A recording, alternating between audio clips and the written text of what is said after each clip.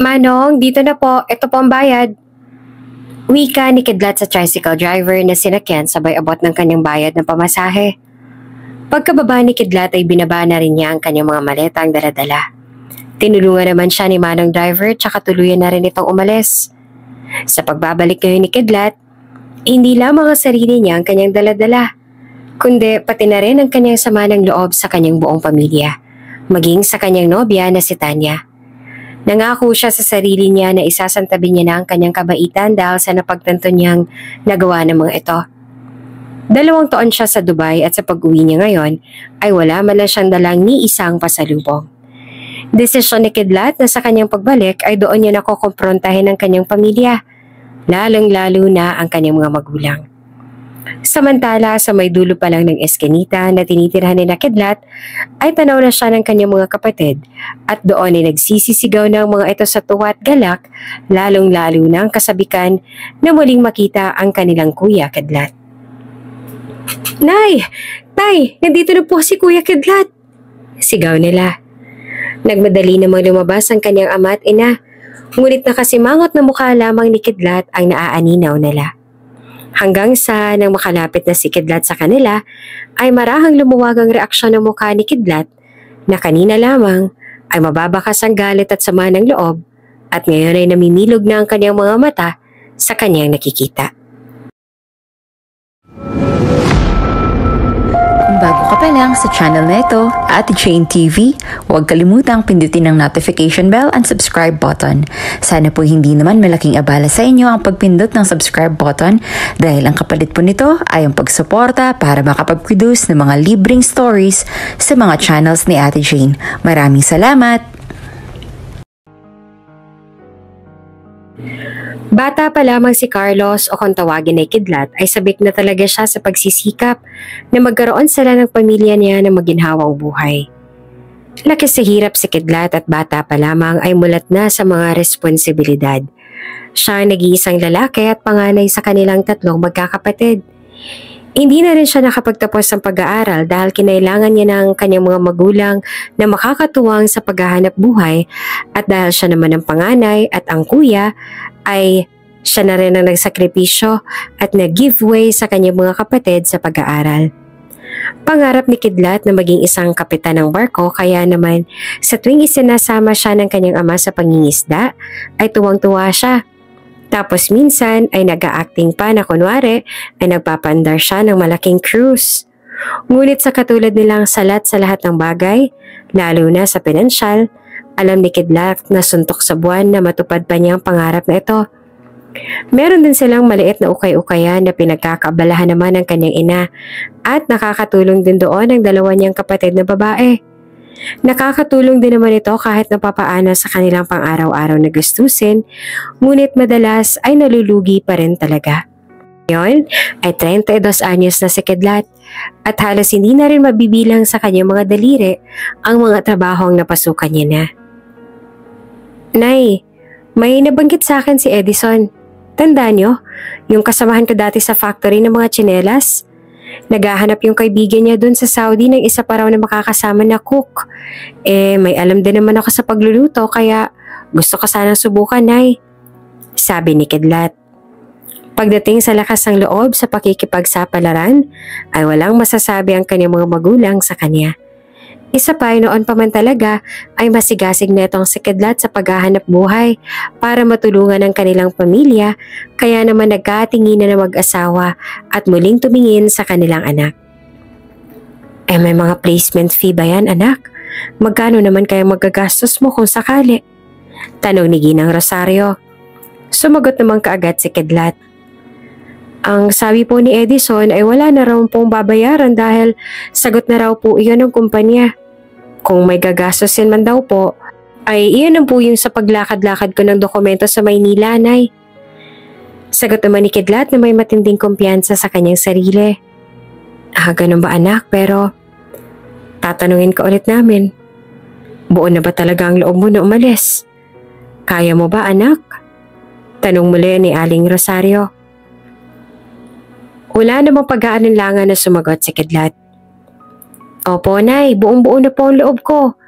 Matagal ko na rin po itong pinag-isipan. At saka tumatakbo po ang oras.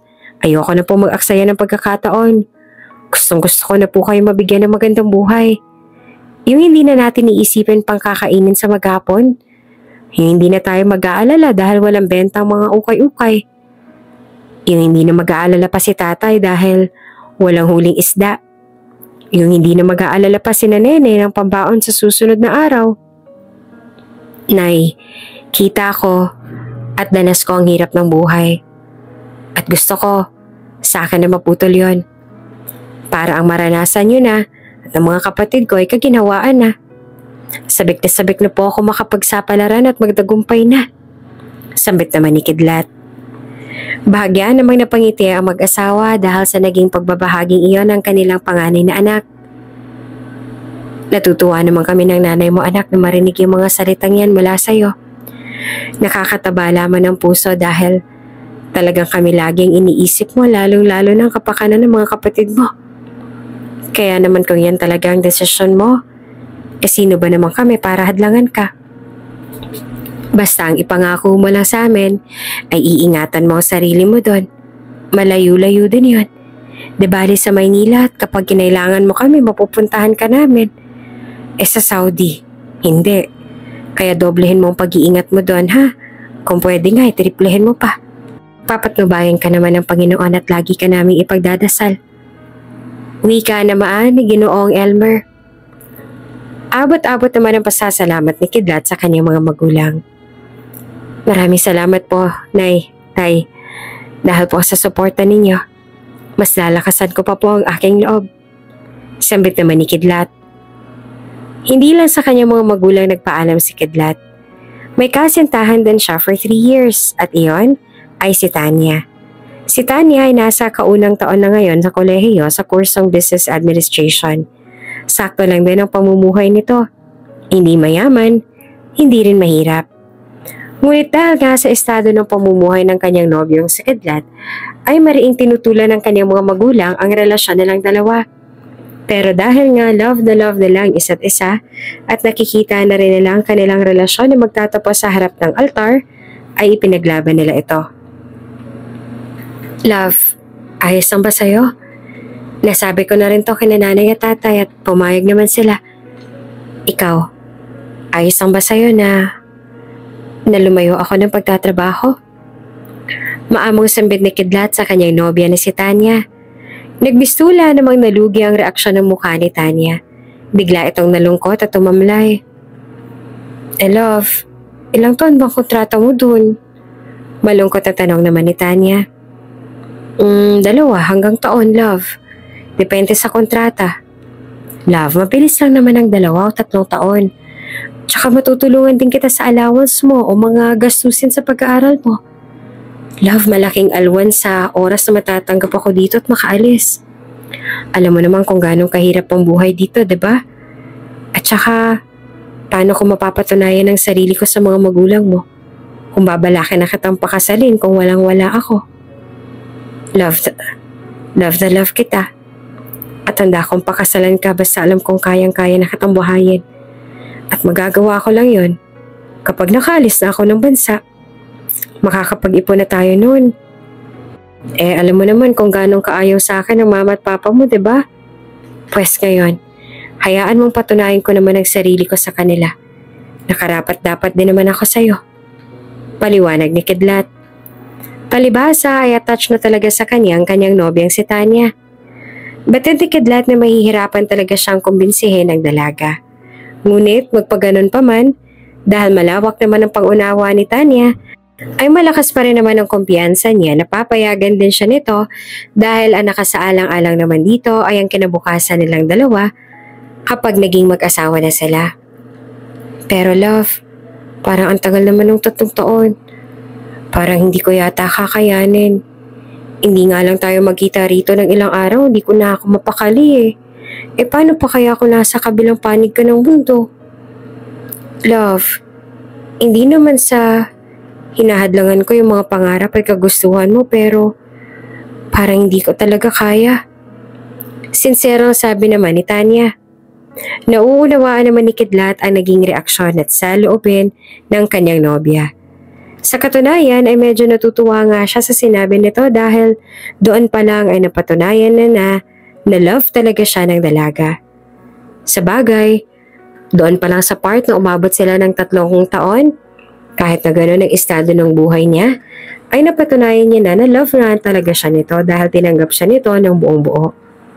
Pero sa kabilang banda ay kailangan pa rin talaga niyang makumbinsi ang kanyang nobya dahil desidido na rin naman siya sa kanyang planong pag-alis. Love, halika nga.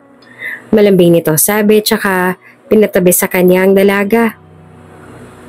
Love, yung 2 taon na 3 taon, isipin na lang natin na ilang araw lang.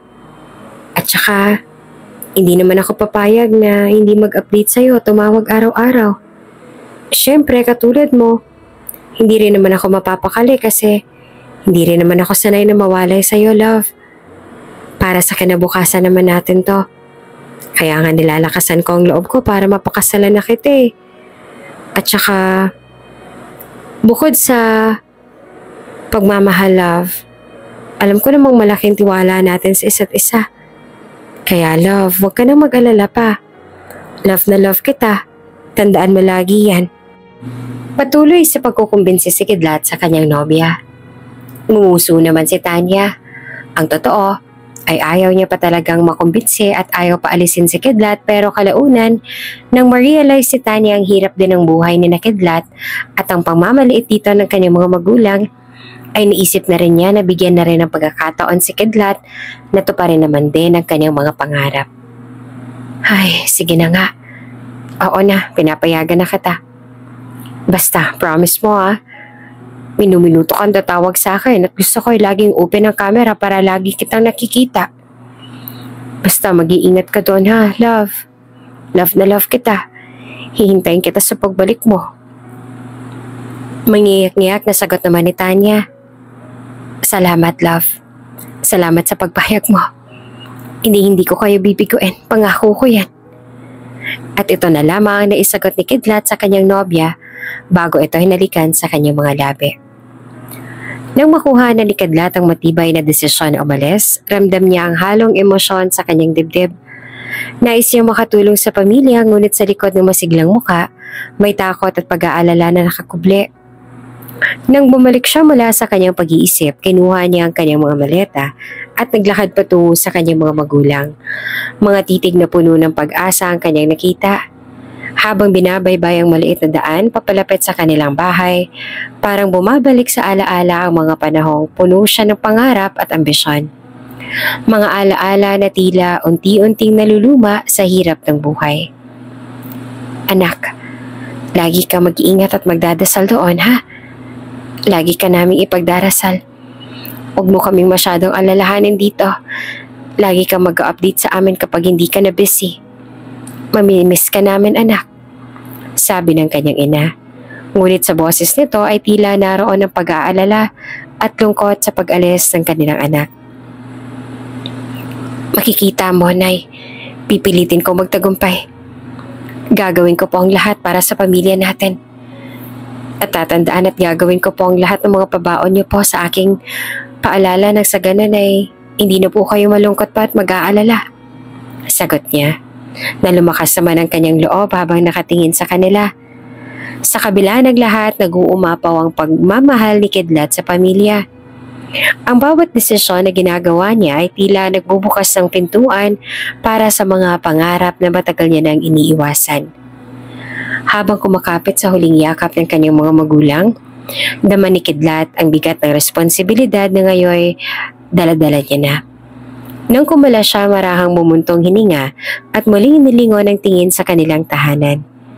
Ang kanilang simpleng bahay na nagsisilbing saksi sa lahat ng hirap at bigaya ng kanilang pamilya. Para bang naririnig niya ang tunog ng alingaw-ngaw ng mga tawanan at kwentuhan. Mga alaalang magbibigay sa kanya ng lakas sa darating ng mga pagsubok. Isang malalim na tingin ang ibinigay niya sa kanyang mga magulang bago tuluyan naglakad papunta sa sasakyan na naghihintay upang dalhin siya sa kanyang bagong landas. Walang katiyakan na hinaharap, ngunit puno ng determinasyon ang kanyang puso. Habang umaandar ang sasakyan, marahang sumilip si Kidlat sa bintana. Pinagmamasdan ang unti-unting paglalaho ng mga pamilyar na tanawin. Mula sa mga bukid na kanyang nilalaro noong bata pa, hanggang sa mga bundok na tila tinatanuran ng mga kanilang bayan, sa bawat kilometro ng paglayo, ramdam niya ang paglapit sa mga bagong hamon na magdadala ng pagbabago sa kanyang buhay. Pagdating ni Kidlat sa Saudi, agad niyang naramdaman ang bigat ng kanyang desisyon. Ibang klima, ibang-ibang kultura, at higit sa lahat, malayo siya sa kanyang pamilya. Ang init ng araw ay tila hindi lang sumusunog sa balat, kundi pati na rin sa puso niyang nananabik sa mga love sa buhay. Pero sa kabila ng lahat ng ito, buo ang loob ni Kidlat. Handa siyang harapin ang mga pagsubok. Unang araw pa lamang sa trabaho bilang isang cook sa isang malaking restaurant, ramdam na ni Kidlat ang bigat ng kanyang responsibilidad. Sa kusina, lahat ay mabilis. Mula sa pagbabalat ng sibuyas hanggang sa pagluluto ng iba't ibang uri ng pagkain. Ang amoy ng mantika at mga spices ay hindi na bago sa kanya. Pero iba ang pressure ng trabaho. Kailangan niya makisabay sa bilis ng sistema at tiyakin na tama ang lasa ng bawat putaheng inilalabas. Sa unang linggo, halos wala siyang pahinga. Tumutulo ang pawis sa kanyang noo habang pinipilit niyang tapusin ang mga order na dumarating. May mga pagkakataon na naiisip niyang sumuko, lalo na kapag hindi niya naiintindihan ang sinasabi ng kanyang mga katrabaho ng ibang lahi. Ngunit sa tuwing sumasagi sa isip niya ang pamilya sa Pilipinas, bumabalik ang kanyang lakas. Para sa kanila to, paulit-ulit niyang sinasabi sa sarili. Mahirap ang buhay sa Saudi. Ang oras ng trabaho ay mahabang mahaba. Minsan, umaabot pa ng 12 oras. At kapag tapos na ang shift niya, ang katawan niya ay parang bibigay na. Ngunit kahit gaano mang kahirap, nagiging kalakasan niya na ang bawat padala niyang mensahe sa kanyang pamilya na laging puno naman ng pangako. Lahat ng to para sa inyo. Magiging maayos din tayo balang araw. Dahil sa init ng Saudi, madalas na pagod si Kidlat pag uwi. Sa maliit niyang kwarto sa tinutuluyan nilang dormitoryo, naisip niya kung gaanong kasimple ang buhay nila sa probinsya, ngunit masaya. Pero sa Saudi, ang buhay nila ay isang labanan laban sa lungkot, pagod at pangungulila. Ngunit alam niyang ito ang kapalit ng kanyang pangarap para sa pamilya. Alam niyang balang araw, lahat ng paghihirap niya ay magbubunga. Sa loob ng mga buwan ng kanyang pananatili sa Saudi, unti-unti siyang nasasanay. Nakikilala niya ang kanyang mga kasamahan sa trabaho. Mga Pinoy, Pakistani, Indian at iba't iba pang lahi. Hindi man sila lahat magkaintindihan sa wika, sa bawat araw na lumilipas ay natututunan nilang magtulungan. May mga pagkakataon pa nga na nagkakaroon ng tawanan habang nagluluto at sa simpleng mga sandali nakaramdam si Kidlat na hindi siya nag-iisa. Gayunpaman, hindi nawawala ang bigat ng responsibilidad. May mga gabi na papaiyak siya sa sobrang pagod. Ngunit, hindi niya ito pinapakita sa pamilya.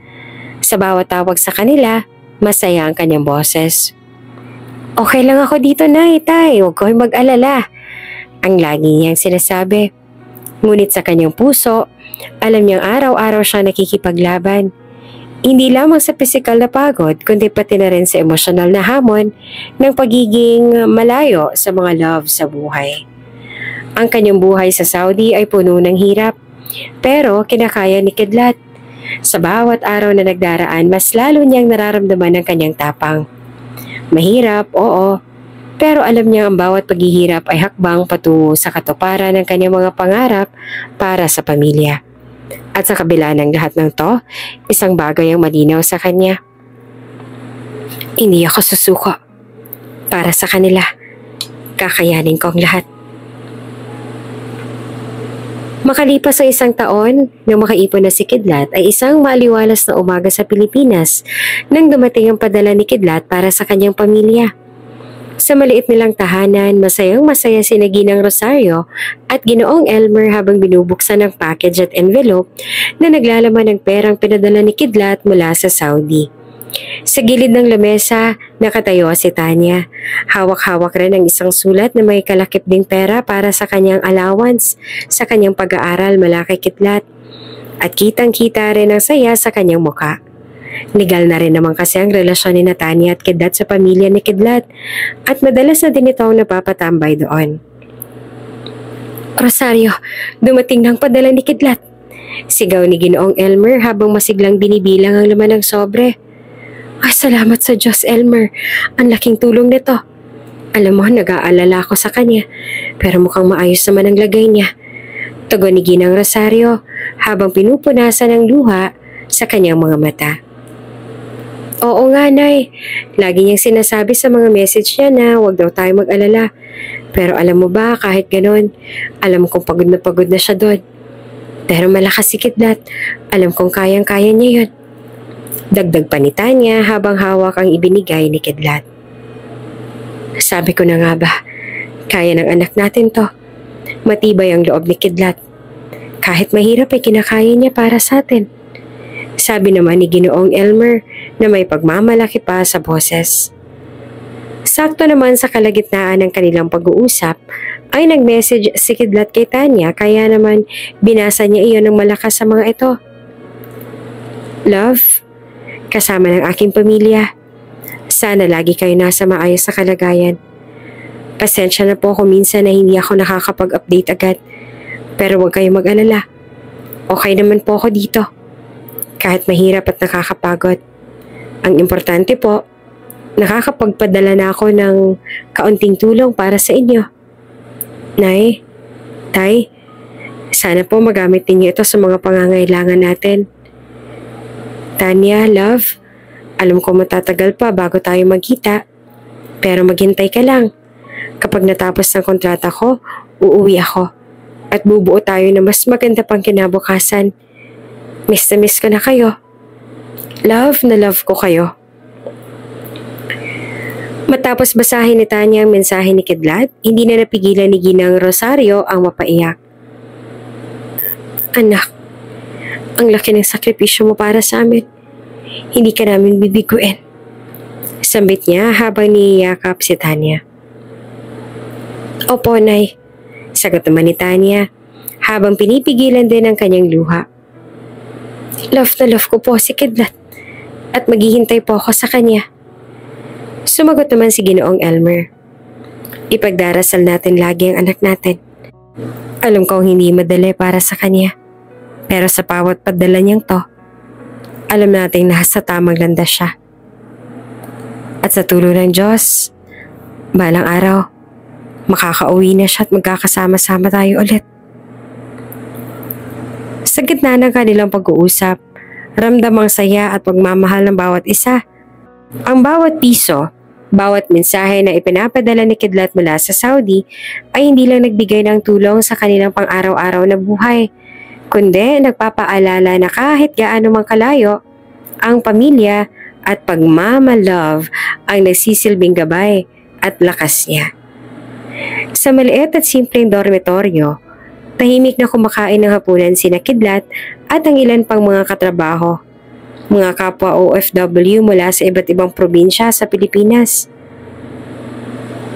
Pagod mula sa mahabang araw ang trabaho, nagsimula silang magkwentuhan upang maibsan ang pangungulila at pagod. Hindi nagtagal napunta ang usapan sa kanilang mga iniwang asawa at nobya sa Pilipinas. Bro, mahirap na naman talaga ang long distance. Minsan, di mo maiwasan na mag-alala. Diba? Sabi ni Edgar, isang matagal ng cook, habang pinapatong naman ang kutsara at tinidor sa kanyang plato. Oo nga, Edgar. Sagot naman ni June na isa ring cook at may 4 na anak sa Leyte. Yung misis ko, alam ko maaasahan. Pero hindi mo rin maiwasan na mag-iisip ng kung ano-ano minsan, lalo na kapag matagal nang walang balita. Sumang-ayon ang karamihan, maliban kay Kidlat, na tahimik lamang sa isang sulok habang nakikinig. Hindi nagtagal, napansin naman ni June ang pananahimik niya at biniro ito. Ikaw, Kidlat, wala ka bang kwento? Tahimik ka lang dyan ah. Sigurado ako, miss na miss mo na ang nobya mo. Napangiti naman si Kidlat at iniangat ang kanyang ulo. Miss na miss ko na talaga si Tanya. Sabi niya at may saya sa kanyang tinig. Pero alam mo bro, hindi ako nag-aalala. Kilala ko naman si Tanya eh. Mabait siya at sobrang maaasahan. Kaya malaking tiwala ako sa kanya. Nagkatingin na naman ang mga katrabaho. Tila humanga sa kasiguraduhan ni Kidlat. Talaga? Tanong ni Edgar. Paano mo nasisigurado bro? Ang hirap ng LDR ah. Lalo na pag malayo kayo ng ganito katagal. Tumawa ng bahagya si Kidlat bago tumugon. Oo, mahirap nga. Pero si Tanya, hindi siya yung tipong maghahanap ng iba. Magkasama na kami ng ilang taon. At alam ko ang puso niya. Tapat siya sa akin. At ganun din ako sa kanya. Lagi niya akong sinasama sa mga plano niya sa buhay. At nararamdaman ko talaga na hindi niya ako pababayaan. Mabuti naman kung ganoon bro, sabi ni June. Bihira ng ganyang klase ng babae. Lahat tayo may mga pangarap para sa pamilya. Pero minsan, ang takot ay nandyan talaga. Nagpatuloy pa si Kidlat. Kaya nga malalaking pasasalamat ko. Si Tanya, lagi akong kinakamusta kahit napagod na ako dito. Wala siyang ibang hangad kundi magtagumpay kami pareho. Tsaka love ko siya. Alam ko maghihintay siya. Dahil pareho kami may mga pangarap na buuin ang buhay namin na magkasama balang araw. Tumango si Edgar, tila napaisip. Buti ka pa no, may ganyang tiwala. Ganyan din kasi ako dati sa misis ko. Pero hindi ko maiwasang mag-alala. Pero sa totoo lang, masarap isipin na meron kang taong mapagkakatiwalaan ng ganon. Sumang-ayon si Kidlat. Oo, totoo yan. Kaya kahit malayo kami sa isa't isa, hindi ako natatakot na magkaroon ng problema. Alam kong kapag bumalik ako sa Pinas, nandyan pa rin siya. Naghihintay. Nagkatinginan ulit ang mga katrabaho ni Kidlat. At sa kanilang mga mukha ay makikita ang respeto sa kanyang pananaw. Sa kabila ng lahat ng hirap at distansya, may mga bagay na hindi kayang sirain ng panahon at layo. At para kay Kidlat, iyon ay ang pagmamahal at tiwala niya kay Tanya. Sa totoo lang, Kidlat, sabi ni June, swerte mo dyan sa nobya mo. Sana lahat tayo din ang ganun din ang nararamdaman ano. Ngumiti si Kidlat at tinuloy ang kanyang pagkain habang sa loob-loob niya ay tahimik na nagpapasalamat sa pagmamahal at tiwalang nagbibigay sa kanya ng lakas araw-araw.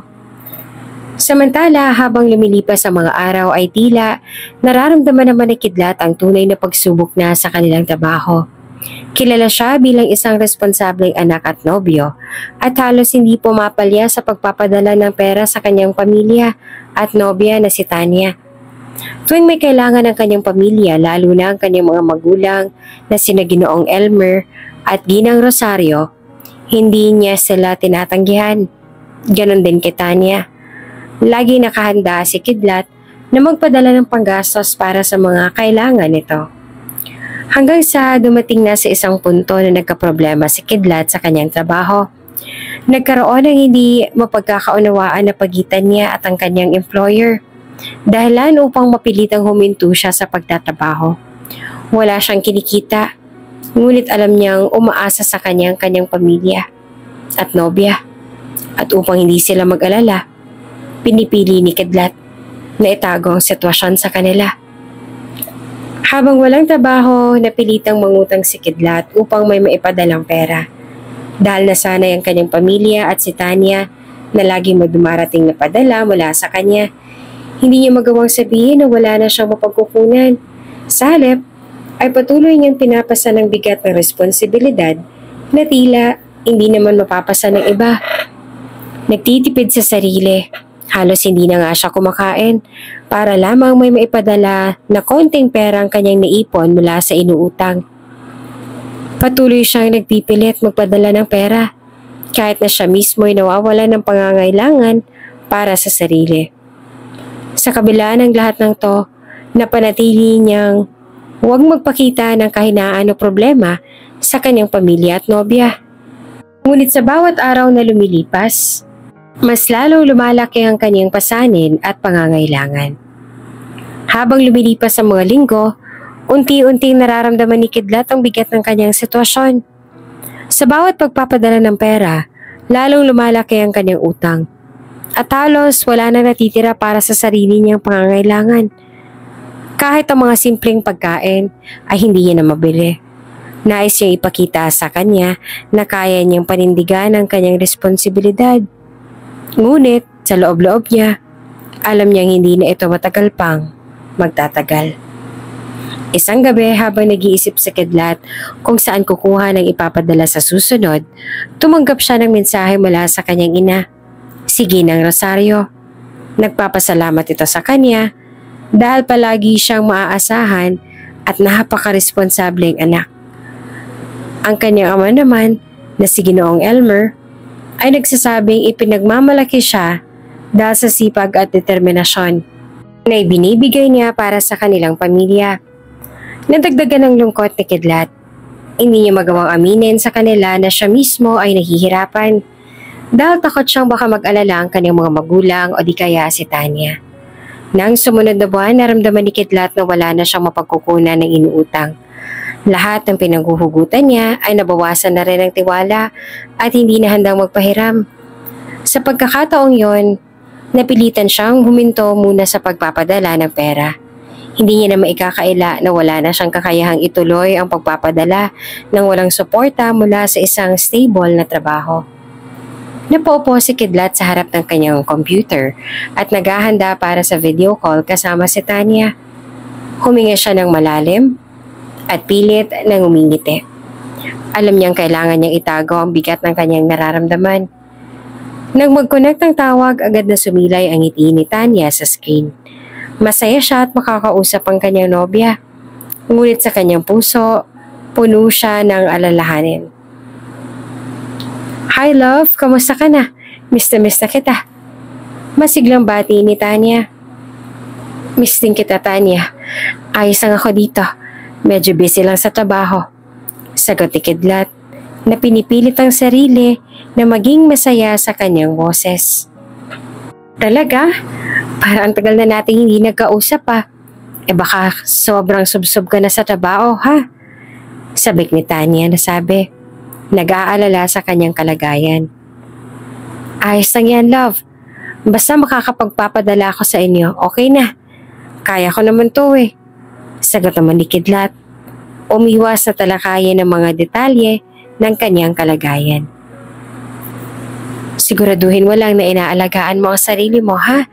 Baka naman sobra ng trabaho mo." Paalala pa ni Tanya. Nagtataka sa kanyang tono. "Don't worry, okay lang ako. Kumakain naman ako ng maayos." Sabik niyang sinabi. Kahit na ang totoo, ay madalas siyang hindi kumain ng sapat. Nakita ni Tanya na parang may mali.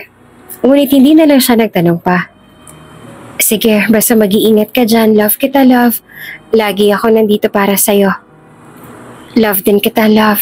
Salamat sa pag-aalala. Huwag ka sana nang mag-aalala masyado, okay? Sige, magkikita rin tayo balang araw." Sagot ni Kidlat habang pinipilit ang ngiti sa kanyang mukha. Nang matapos ang tawag, nagbago ang kanyang ngiti. Sa katahimikan ng kanyang maliit na silid, mag-isa siyang nakatingin sa screen. Sa kanyang isipan, naglalarong mga alalahanin na pangarap. Paano siya makakatakas sa sitwasyong to? Habang pinipilit pa rin panindigan ng responsibilidad sa kanyang pamilya at sa kanyang relasyon kay Tanya. Sa huli, binitiwan ni Kidlat ang isang mabigat na buntong hininga. Umaasang magkaroon ng magandang pagbabago sa lalong madaling panahon. Hindi niya kayang ipaalam kay Tanya, lalo tigit sa kanyang pamilya, ang tunay na kalagayan niya. Mas mabuti na lang na itago na lang ang problema at ipagpatuloy ang pagpapanggap na okay lang ang lahat. Matapos ang pakikipag-usap niya sa kanyang nobya, ay ang kanyang nanay at tatay naman ang tumawag sa kanya. "Anak, kamusta ka na dyan? Miss na miss ka na namin." Masiglang bati ng kanyang ina. "Miss na miss ko na rin ho kayo, Nay. Ayos lang ho ako dito, medyo busy lang sa trabaho." Sagot pa ni Kidlat. Napilit na itinatago ang mga alalahanin sa kanyang boses. Bessie, ano bang ginagawa mo dyan?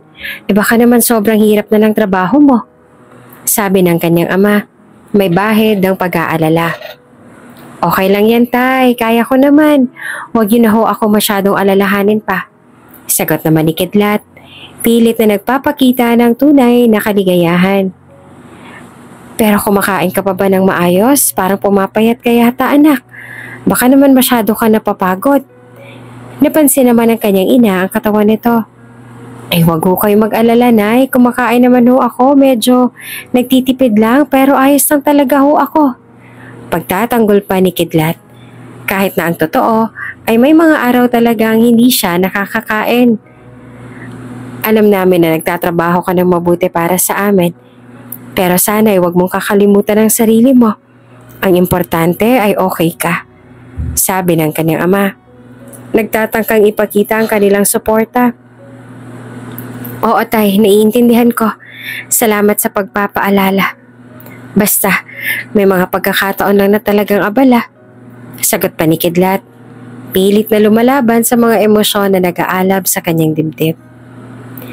Matapos ang tawag na iyon, tila ba na pagsakluban ng langit at lupa ang reaksyon ng mukha ni Kidlat. Sa isip niya, mahirap pala talaga maging isang OFW. Napakahirap magpanggap.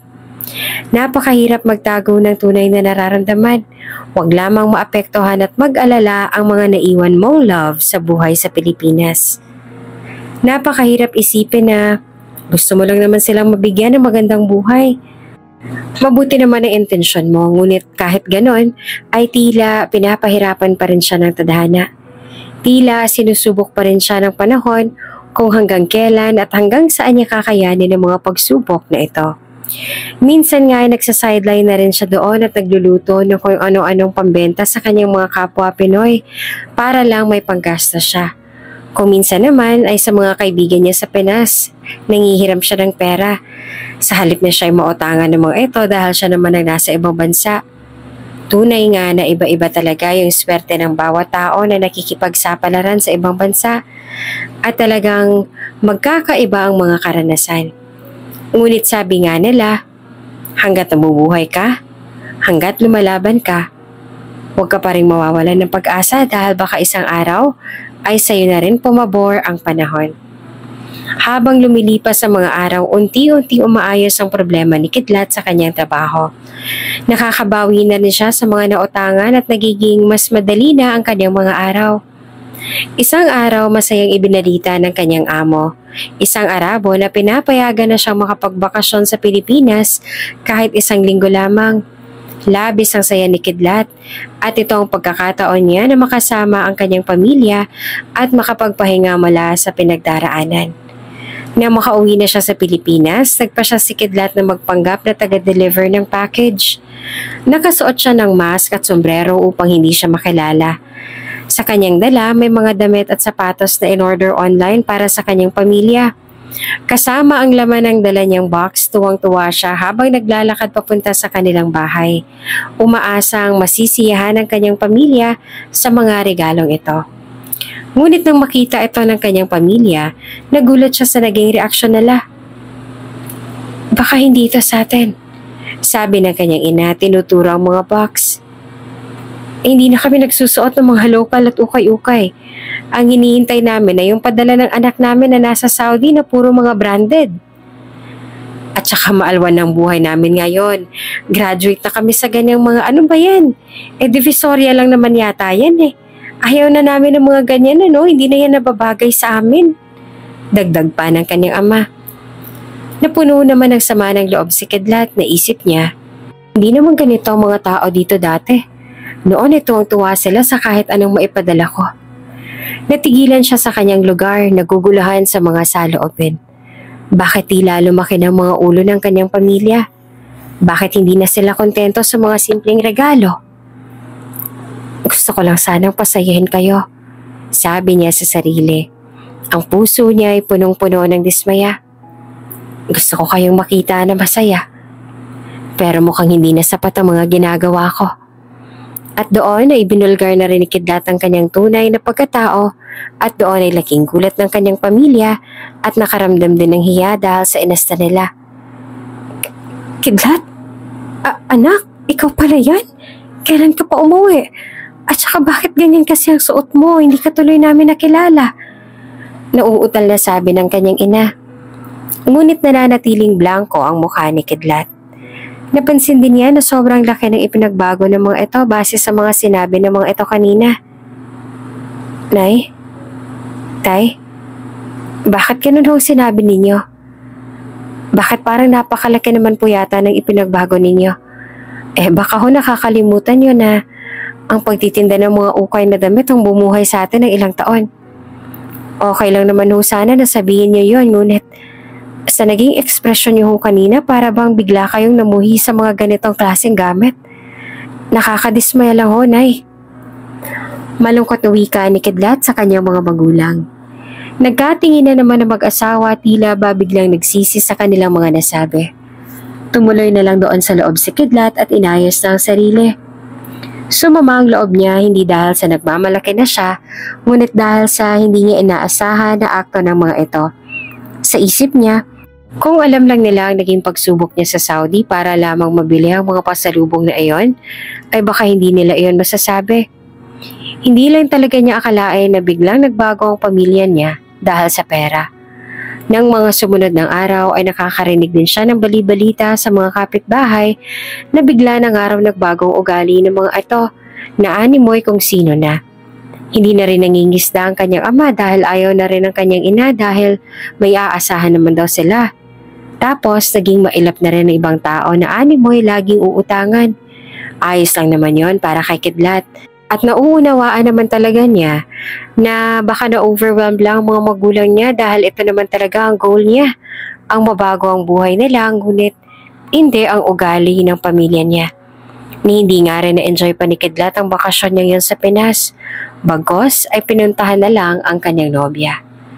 Sa mga oras na ito, sigurado siyang nasa school pa rin si Tanya kaya naman nagpasya siya na puntahan ito doon upang kamustahin at makapaglabas din ng kanyang sama ng loob bago man lang siya makabalik sa Saudi. Ililibre ko na kayo. Ako nang bahala sa inyo. Sabi ni Tanya sa kanyang mga kaibigan. Tanya, parang hindi kayo naghihirap ah. Hindi ba na-bankrupt ang negosyo ng daddy mo tapos sa'yo parang wala lang? Nagawa mo pang manlibre. Sagot naman ng isa sa kanyang mga kaibigan. Okay lang yan, mayaman naman ang boyfriend ko ngayon eh. Marami na yung pera at kapag naubusan ako, di hihingi ulit ako sa kanya. Hindi naman ako nung tatanggihan at saka ano ba kayo? Barya lang yan kay Kidlat ano. Kung gusto nyo, minsan iutang ko pa kayo sa kanya kapag kailangan niyo. Pagmamalaki naman ni Tanya. Halos manlumo naman si Kidlat sa mga narinig niya. Iisang reaksyon na narinig niya mula sa kanyang pamilya.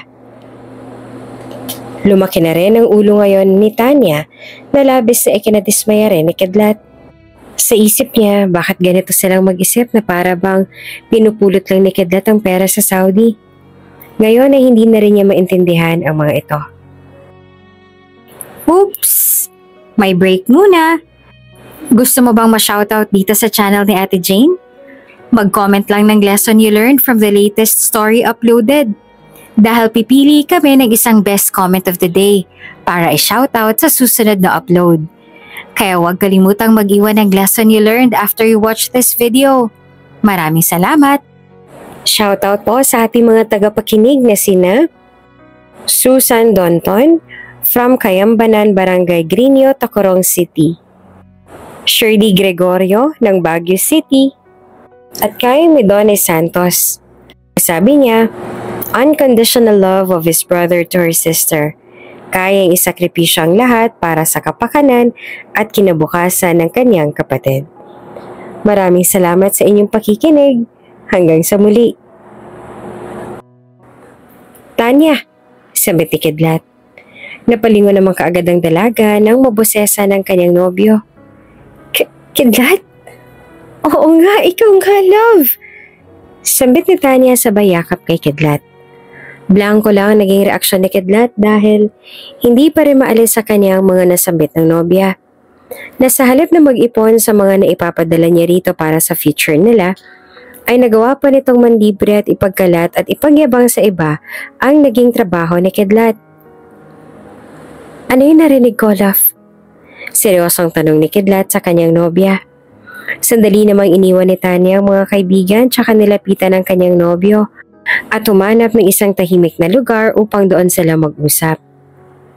Love, yung narinig mo. Biro lang yon. Huwag mo nang masyadong isipin yon. Anyway, kailan ka pa pala dumating? Bakit di ka malang nagsabi na uuwi ka na pala? Di sana nasundo ka namin ni na tita. Wika naman ni Tanya na makaupo sila sa may bench ng parke. Pilit pa rin niyang pinapagaan ang loob ni Kidlat dahil alam niyang kaya tahimik pa rin ito ngayon ay dahil yung mga narinig pa rin ito kanina ang iniisip niya. Hindi ko na pinaalam. Dahil gusto ko sanang sorpresahin. Ngunit tila ako yata ang nasorpresa sa inyo. Tugon pa ni Kidlat. Sa mga pinagdadaanan ni Kidlat sa ibang bansa, sa naranasan niyang paghihirap at pagsubok doon, tila hindi pa rin naghihilom yung trauma at mental na problema sa sinapit niya sa kanyang mga naging problema kaya naman hanggang ngayon ay medyo sensitive at emotional pa rin tinatanggap ni Kidlat ang mga bagay. Hindi naman kasi ganong kadali makamove on sa mga nangyari sa kanya doon sa Saudi na naghalo-halo ang stress at problema na tanging siya lang ang nakakaalam. Kaya naman ngayon sa pag-uwi niya ay hindi niya napigilan ang kanyang sarili at ang emosyon sa mga nadatnan at narinig niya at hindi na alam kung paanong tatanggapin iyon ng maayos dahil na rin para maging magagalitin siya ngayon. Yung narinig mo? Wala lang naman kasi yon, love. Para namang hindi ka sanay sa amin ng mga kaibigan ko. At saka, ang pera. Pagputol ni Kidlat sa sinabi ni Tanya. Natigilan din si Tanya. Anong pera, love? Tanong niya. Hindi ba usapan natin na sa tuwing magpapadala ako, mag-iipon ka para sa future natin? May naipon ka na ba? Tanong ni Kidlat sa seryosong mukha. Tila napaisip naman si Tanya. Dahil ang totoo, sa isang taong mahigit na nagpapadala si Kidlat sa kanya, ay wala naman talaga siyang naipon. Simula kasi nang mabankrupt ang negosyo ng kanyang ama, ay tanging kay Kidlat na lang siya dumedepende. Ngunit naging irresponsable siya. Nakalimutan niya bigla ang naging usapan nila ni Kidlat. Nakalimutan niya ang tiwala na ibinigay sa kanya ng kanyang nobyo pagdating sa pag-iimpak ng pera para sa kanilang kinabukasan. Nabulag siya ng luho nang sanayin ni Kidlat na okay lang na bilhin niya ang mga gusto niya sa mga ipinapadala nitong pera. Ngunit aminado siyang sumobra siya. Kaya naman ngayon ay guilty talaga si Tanya dahil ngayon niya lang ito na-realize nang muling dumating si Kidlat. Love, sa totoo lang, aaminin ko, wala pa ako na itatabi. Simula kasi nang mabankrupt ng negosyo ni Papa, doon na rin ako kumukuha ng panggasa sa mga pinapadala. Oo, nandun na nga tayo. Pero bakit? Bakit kailangan kong marinig yung mga narinig ko kanina? Bakit kailangan mong magmalaki na para bang hindi mo malang iniisip ang kalagayan ko sa ibang bansa? Kung paano kung pinaghihirapan ng mga lecheng pera na yan ay pinapadala ko sa inyo. Tila na bago kayo ng pera sa mga sinasabi niyo eh. Alam mo ba naging hirap ko doon sa Saudi? Ha? Alam mo ba kung ilang araw o linggo akong hindi kumakain para lang may paipadala sa inyo? Kung paano ako halos mabaliw doon sa kaiisip na bawal akong tumigil kasi wala akong maipapadala sa inyo. Sa'yo ko ipinagkatiwala ang lahat ng yan, Tanya. Dahil sabi mo, magtrabaho lang ako doon tapos ikaw nang bahala sa pag-iipon. Pero anong nangyari? Nakakadismaya. Doon ay hindi na nga napigilan pa ni Kidlat ang mapasigaw at maglabas ng kanyang saloobin. Halos mag-breakdown na rin siya at mapaiyak dahil doon pa lamang tila nagpo-process yung stress na natamu niya sa ibang bansa. Napagod na siyang ikuble ang sakit at hirap. Habang si Tanya naman ay hindi makapaniwala sa kanya nasasaksihan ngayon. Sa tinagal-tagal na nilang magkarelasyon ay ngayon lang niya nakita si Kidlat na galit na halos nasisigawan na siya. Kaya naman hindi napigilan ni Tanya na mapaluha at manginig sa takot at kaba. Love, pera lang yun. Pera lang yun, Leche. Pera lang yun? Pera lang yun para sa'yo, Tanya? Bakit ba napakadali sa iyo na sabihin na pera lang yun? Dahil ba hindi kayo nagpakahirap? Tanya, kung para sa'yo ay pera lang yun, pues, baka talaga noon pa man na hindi mo talaga pinapalagahan ng sakripisyo at pagsisikap ko. Hindi mo ba alam kung gaano to kasakit para sa akin? Pare-pareho kayo ng mga magulang ko. Iisa lang mga naging ugali niyo simula na makatikim kayo ng kaginawaan. Bulalas ni Kidlat. Bigla siyang natigilan at naisip ang kanyang huling nasabi. Hindi rin niya akalaing masasabi niyang masasakit na salitang iyon, ngunit wala na siya magagawa pa para mabawi iyon dahil ang salitang nasabi na ay nasabi na at hindi na mababago pa. Lalo pa't umukit na ito sa puso ng kanyang nobya. Kidlat, sorry. Sorry kung naging irresponsable ako sa paghawak ng pera. Patawarin mo ko. Pinagsisisihan ko yun. Totoo, inaamin ko pagkakamali ko. Inaamin ko lahat. Pero sa mga sinasabi mo para bang napakakapal naman ang mukha namin ni na tita. Na para bang sa'yo lang kami umaasa. Porke ba't nakakapagpadala ka na ng pera kaya ganito mo na lang kami kung sabihin ng masasakit na mga salita? Okay na sa akin, Kidlat eh.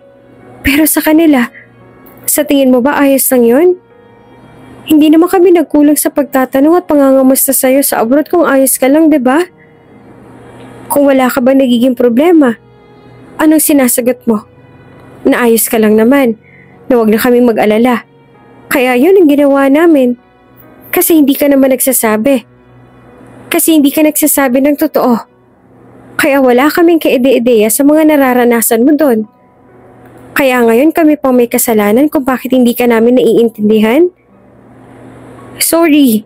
Hayaan mo ibabalik ko sa'yo lahat ng nagastos ko. Nakakahiya sa'yo eh. Baka tanawin ko pa yung utang na loob sa'yo. Lumuluhang sabi naman ni Tanya. Huminga naman ng malalim si Kidlat sa sinabi ng kanyang nobya. Alam niyang nabigla siya sa kanyang mga nasabi.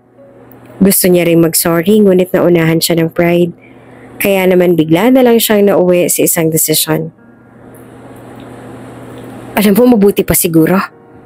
Maghiwalay na lang muna tayo. Pabalik naman na ako bukas ng Saudi.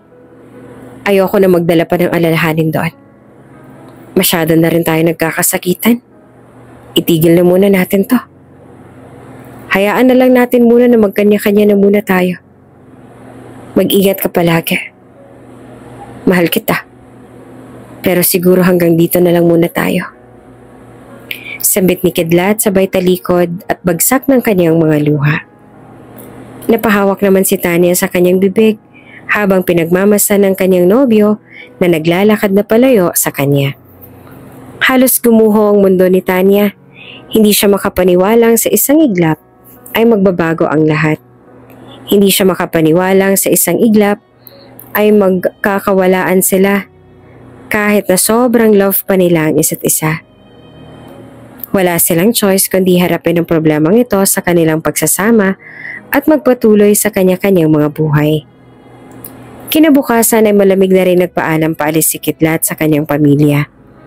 Nakokonsensya din naman ang kanyang mga magulang, lalo pa nung nalaman ng mga ito sa isang kaibigan ni Kidlat na nautangan din ito sa Pilipinas ang mga pinagdaanan ng kanilang anak doon sa Saudi.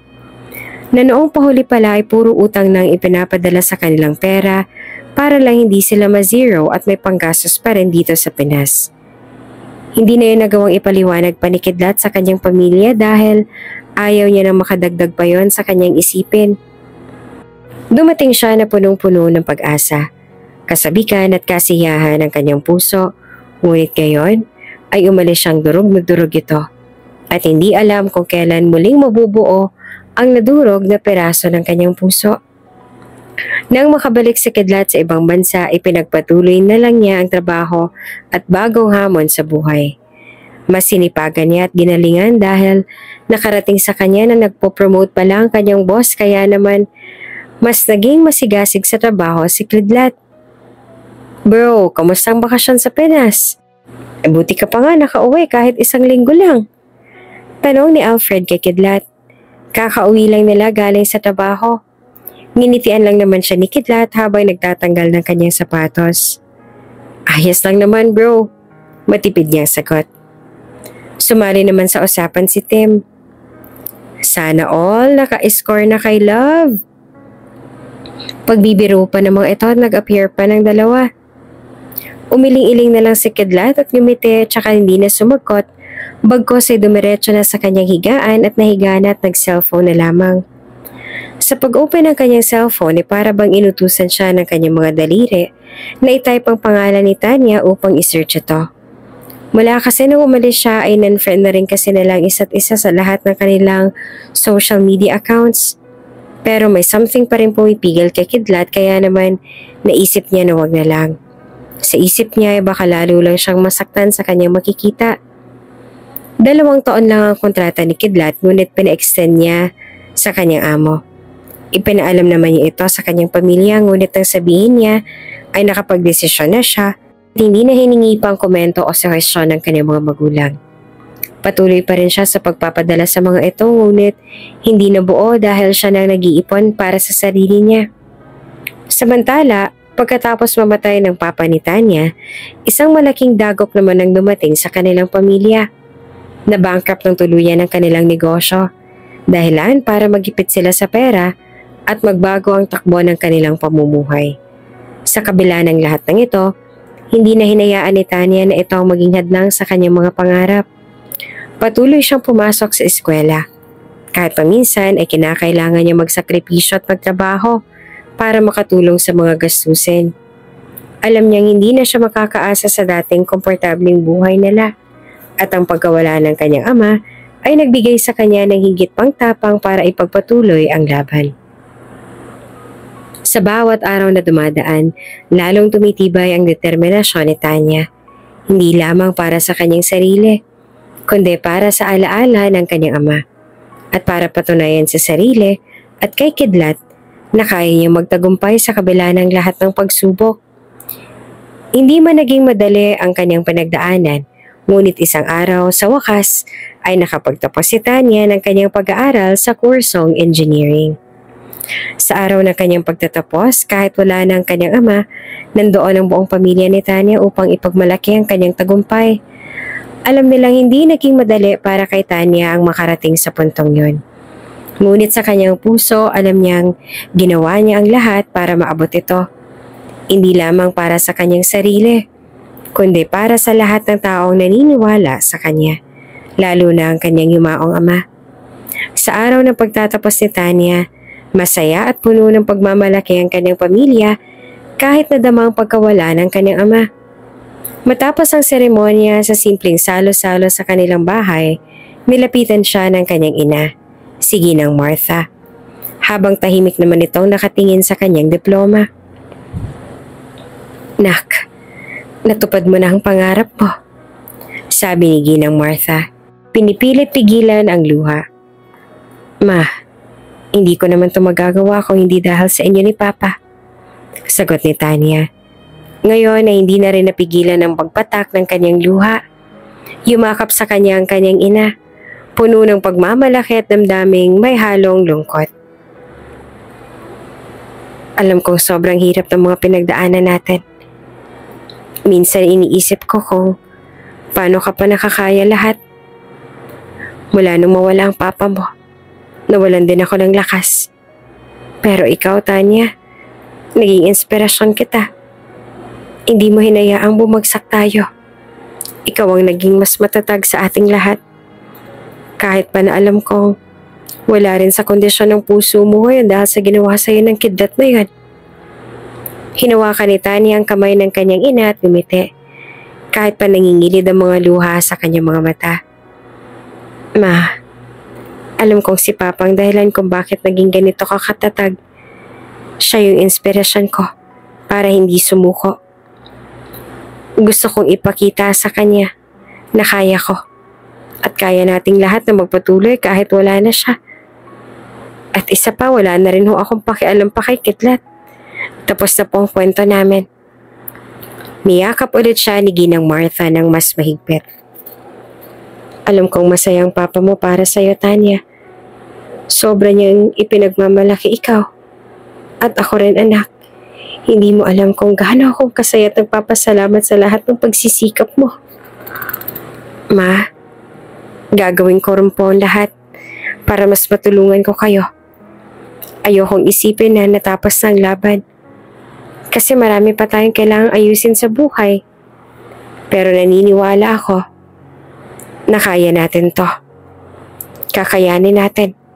Kagaya ng dati. Tumangutango ang kanyang ina. Sumang-ayon. Tama ka, anak. At hindi ko alam kung paano ko magagawa ang lahat ng to kung hindi dahil sa'yo. Napakatapang mo. At alam kong malayo pang mararating mo. Nakangiti si Tanya. Ramdam ang bigat at saya ng bawat salita ng kanyang ina. Alam niyang kahit wala na ang kanyang ama, nandoon ang kanyang ina upang patuloy siyang gabayan. Kasama ang kanilang pamilya, handa na siyang harapin ang susunod na yugto ng kanyang buhay. Matibay, masipag at puno ng determinasyon. Samantala sa kabilang bahagi ng buhay ni Kidlat, tahimik na bumalik sa kanilang simpleng pamumuhay ang kanyang mga magulang, sina Ginoong Elmer at Ginang Rosario, dahil sa konsensya na dulot ng mga sakripisyo at pagkukulang nila noon sa kanilang anak. Muling bumalik si Ginoong Elmer sa pangingisda, habang si Ginang Rosario ay nagtinda ng ukay-ukay sa palengke. Alam nila hindi naging madali para kay Kidlat ang magtrabaho sa ibang bansa, lalo na't ang malaking bahagi ng perang pinapadala nito ay nauwi sa kanilang mga pangangailangan. Isang araw habang nag-aayos sa mga ukay-ukay na damit sa kanyang pwesto, napabuntong hininga si Ginang Rosario at napatingin sa malayo. Nararamdaman pa rin niya ang bigat ng kanilang sitwasyon at ang mga bagay na nagawa nilang hindi tama. Hindi ko alam kung paano pa tayo makakabawi kay Kidlat, sabi ni Ginang Rosario habang inaayos sa mga damit. Lumapit naman si Ginoong Elmer na kagagaling lamang sa paglalako ng isda. Nagawa na natin ang nagawa, Rosario. Pero naniniwala ako maiintindihan tayo ng anak natin. Hindi natin sinasadya ang lahat ng nangyari. Oo, pero ang hirap isipin na halos magpakamatay si Kidlat sa ibang bansa para lamang masuportahan tayo. Hindi man lang natin agad napansin ang bigat ng mga problema niya. Sana kinausap man lang natin siya ng mas maaga. Sagot pa ni Ginang Rosario habang pinipilit pigilan ng mga pagluha. Hindi pa huli ang lahat. Alam ko may galit si Kidlat sa atin. Pero nagbabago na tayo. Unti-unti tayong bumabangon. At naniniwala ako na darating din ang araw na mabibigyan din natin siya ng kapayapaan. Babalik siya dito at masasabi natin sa kanya ang totoo. Sabi ni Ginoong Elmer, hawak ang kamay ng kanyang asawa. Tumango naman si Ginang Rosario, puno ng pangako sa kanyang mga mata. Oo, darating din ang araw na yon at ipapakita natin kay Kidlat na nagbago na tayo at handa tayong itama ang mga pagkakamali. Bagaman patuloy pa rin sila nagtatrabaho na matyaga, dala na ng mag-asawang bigat ng konsensya sa kanilang puso. Pero sa bawat pag-ikot ng araw, patuloy nilang sinisikap na bumangon at gawing mas mabuti ang kanilang buhay. Hindi lamang para sa sarili nila, kundi para rin sa kanilang anak. Si Kidlat na sa kabila ng lahat ay patuloy nilang ipinagmamalaki. It's been 5 years simula nang bumalik ako dito. At hindi na nakibalita sa kanila. Kamusta na kaya sila ngayon? Sa isip-isip ni Kidlat na makapanood siya ng isang drama movie sa Netflix about sa family. 5 taon din kasi nakalipas simula na nagpa siyang bumalik si Kidlat ng Saudi. At sa paglipas ng mga panahon ay naging maganda din naman ang naging consequence sa mga naging desisyon dahil na-promote si Kidlat as a manager ng restaurant na hawak niya ngayon. Pero dahil kapalit man ito ang pagtalikod niya sa mga love niya, sa buhay ay may kulang pa din kay Kidlat. Mahirap at masakit man na gawin niya ito, ay kinailangan niyang tiisin ang lahat ng nararamdamang bigate para matuto ang pamilya niya at ang dating kasintahang si Tanya. Ngunit sabi nga nila ay hindi naman habang buhay na matatakbuhan mo ang iyong mga pasanin sa dibdib. Kailangan mo itong harapin upang masubukan mo ang iyong sarili kung gaano kang katatag at katibay sa mga hamon ng buhay. Kahit pa ang hamong ito ay tungkol sa iyong sariling pamilya. Good afternoon, sir. May I know what's this confluence all about? Tanong ni Kidlat sa kanyang boss na Arabo. Biglaan kasi nagpatawag ito ng meeting. Good morning. Well, I called to announce this important project I did plan a year ago. I have a branch that will launch soon and be open. And I want you, Kidlat, to manage my extension branch. Tugon ng Arabo. Extension? What do you mean, sir? I mean where? Nakakunot ang noong tanong ni Kidlat. In the Philippines. And there's more. You will not just be my manager there. You will be my business partner from now on. And I will give all my trust in you to handle all the things for the launching of our new branch. Namilog ang mga mata ni Kidlat sa tugon ng boss niya. Kinamayan siya ng kanyang boss at natulala pa rin si Kidlat. Hindi siya makapaniwala sa naging desisyon nito. Masaya si Kidlat. Sobrang saya. Pero ang hindi palang mag-sink in sa utak niya ay kailangan niya na talagang bumalik ng Pilipinas.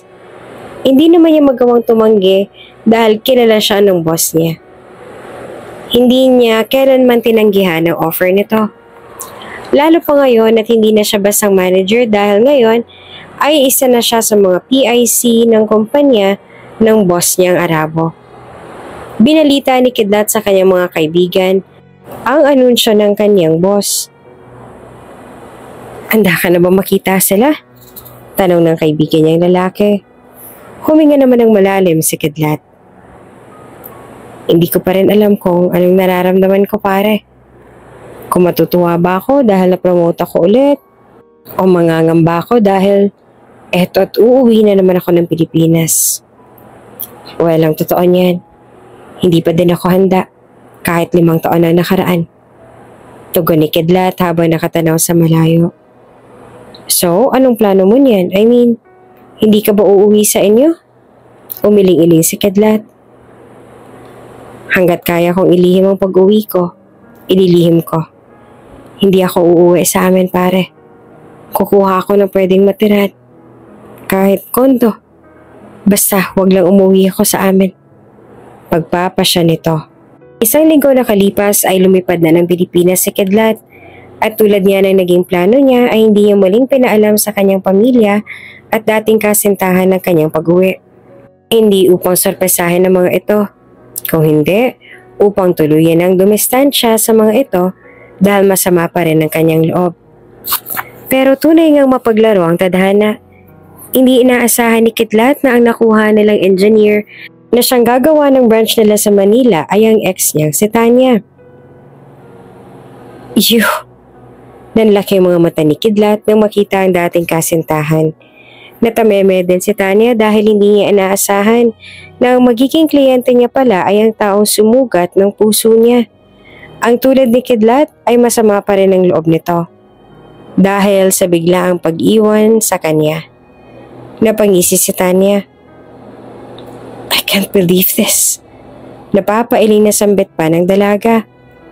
Samantalang ang galit at sama ng loob na dinala ni Kidlat sa loob ng halos 5 taon ay tila nahipa ng hangin nang makita niyang muli ang kislap ng mga mata ng dating iniibig.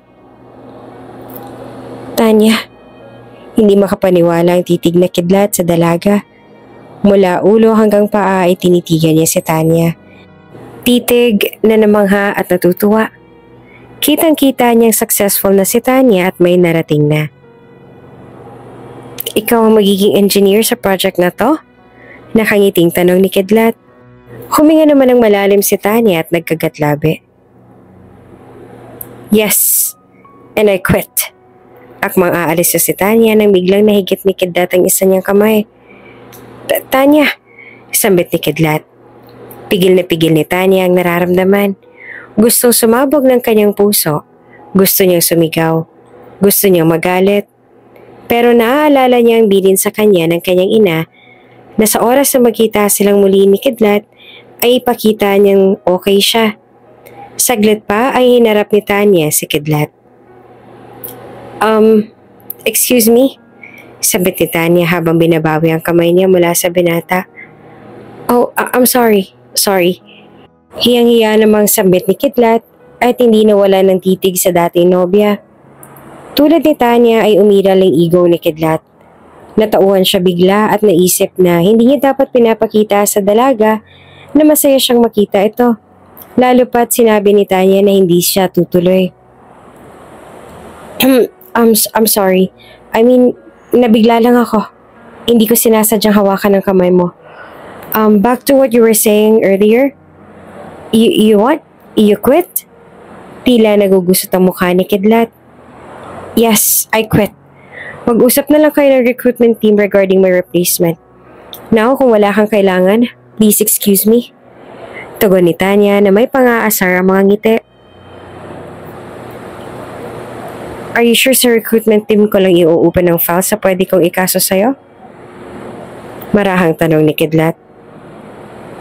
Napanganga naman si Tanya sa sinabi ng dating nobyo. Excuse me? Nagsimulang mag-init ang ulo ni Tanya. Nakatitig lang si Kidlat sa dalaga na tila nangaasar. Hinahabol na ni Tanya ang kanyang paghinga dahil naiinis na siya kay Kidlat. Whatever. Singhal ni Tanya at tinalikuran ng binata. Naiwan naman nakangisi si Kidlat. Pagkagaling sa meet-up ng dating nobyo ay nagtungo si Tanya sa opisina upang kausapin ang pumili sa kanya na maging engineer ni Kidlat. Here's the documents na pinirmahan mo a month ago bago dumating ng Pilipinas ang PIC ni Mr. Salam. Sambit ng isa sa mga recruiter. Wala na ba talagang way para mag-back out? I mean, bakit naman hindi tayo na-inform kung sino yung PIC niya? Tila naiiyak ng baktol ni Tanya. I'm sorry, Tanya, but there's no backing out. Pagkat na yung project and yung contact mo as well. Kung ipipilit mong i-cancel ang kontrata, magfa-file sila ng case against you. And aside from that, kailangan mong bayaran na magiging damage for the replacement since dapat masimulan na agad yung project kasi rush yun. I hope I made myself clear. Napayuko na lamang si Tanya at wala nang nasabi. Lumabas siya ng opisina na sobrang dismaya at dumiretso na umuwi. Oh, anak, ang aga mo atang umuwi. Kamusta ang first day mo? Okay ba yung client mo? Mabait ba? Sunod-sunod na tanong ng nanay ni Tanya pagsalubong sa kanya. Tumitig si Tanya sa ina at biglang napaluha. Kanina niya pa nais na mailabas ang bigat na nararamdaman. Nang magkita sila ni Kidlat ay nais niya ng sumabog ngunit pigil na pigil lamang siya. Ngayong kaharap na ang ina ay hindi na napigilan ni Tanya ang hindi maging emosyonal. Nakita ko po si Kidlat, Nay. Siya po ang client ko. Patuloy na umiiyak si Tanya. Napabuntong hininga ang nanay niya. Umiiyak ka ba sa harapan niya tulad dito? Nag-aalalang tanong ng nanay ni Tanya habang hinahagod ang kanyang likod. Umiling naman si Tanya. Hindi po, Nay. Ginawa ko po yung sinabi ninyo na huwag ko pong ipakita sa kanya na sobrang apektado po ako. Pero hindi ko po kayang matagalan. Nahihirapan ako. Kitang-kita sa mga mata ni Tanya ang labis sa sakit na nararamdaman mula sa nakaraan ng bigla na lamang siyang hiniwalayan ni Kidlat. Niyakap naman siya ng kanyang inay. Ayos lang na umiyak, anak. Kahit pa paano'y mabawasan ang bigat na nararamdaman mo. Naiintindihan ko ang nararamdaman mo. Kaya sige lang, iiyak mo lang yan. Para bukas, pagharap mo sa kanya, okay ka na ulit, diba? Natigilan si Tanya sa pag-iyak at napakagat labi. Nay, nag-quit na po sana ako eh. Ano? Ano mag-quit ka, anak? Diyos ko naman, Tanya.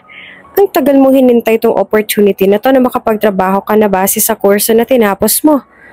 Anak naman, baka nakakalimutan mo. Baon pa tayo sa mga utang, maigapang lang kita sa pag-aaral. Tapos magpapaapekto ka lang sa ex mo at palalagpasin mo tong oportunidad na to? Hindi pa man natatapos si Tanya sa pagsasalita ay nag-hysterical na ang nanay niya. Napayuko si Tanya at napaisip, Anak, 5 taon na nakalipas. Mahal mo pa rin ba ang lalaking yon? Sabagay, hindi naman kita masisisi. Simula kasi nang bumalik ng Saudi si Kidlat, hindi ka na nag-boyfriend ulit. Kaya kahit hindi mo man maamin, alam kong nandyan pa rin siya sa puso mo. Umiling si Tanya. Hindi na, nagkakamali po kayo. Wala na po akong nararamdaman para kay Kidlat. Naiinis, nagagalit at nanggigigil po ako nung makita ako siya. At iniisip ko pa lamang po na magkakasama kaming dalawa sa iisang trabaho, parang gusto ko po siyang sakalin. Kontra ni Tanya na may paniningkit pa ng mga mata. Napangiti naman ang kanyang ina. Kilala kasi nito ang anak na si Tanya. At kahit itago pa nito ang tunay na nararamdaman para sa dating nobyo, ay basa at kapapa rin niya ang dalaga. Asus. O siya, kung wala, edi wala na. Kung ganun pala naman, kayang-kaya mo na yan, anak. Mahaharap mo na siya na maayos. Ang isipin mo, anak, ay trabaho lang. Masasanay ka rin. Ngumiti naman ng tipid si Tanya at huminga ng malalim. Maiba ako, anak. Kung umuwi na si Kidlat, saan naman kaya siya tumuloy? Alam naman kaya ng pamilya niya? Sinabi mo na ba? O sisa naman ang nanay niya? Nako, Nay, ayoko na hong makialam dyan. Kung alaman po nila Tita Rosario, Tito Elmer, edi mabuti po. Siguro nakipag-reconcile na rin si Kidlat sa pamilya niya. Bigla namang nalungkot ang boses ni Tanya. Oh, tapos kayo na lang hindi nagkakaroon ng closure. Edi ayan na yung pagkakataon, diba? Pinagtagpo kayo ulit bilang boss mo siya. Para magkaroon na kayo ng peace of mind pareho. Tama? Sige na, Nay. Magaling ka ng writer. Halika na't kumain na tayo. Nagugutom na ako. Idinaan na lamang ni Tanya sa biro ang nararamdaman. Hanggat maaari ay nais na lamang niyang kimkimin ng lahat. Ayaw niya ring ma-disappoint ang nanay niya sa kanya. Hindi niya rin naman sigurado kung ano ba talagang estado ng nararamdaman niya para kay Kidlat. Nagagalit siya at naiinis. Yan lang. Pero may something na hindi niya maintindihan. Dala ng pagka-bitter ni Tanya sa sarili, ay isinantabi na lang niya iyon. Samantala, ay hindi rin mapakali si Kidlat simula ng mga oras na mag-cross muli ang landas nila ng dating kasintahan. Dahil wala siyang makausap ay tinawagan niya ang kaibigan niya mula sa Saudi gamit ang FaceTime.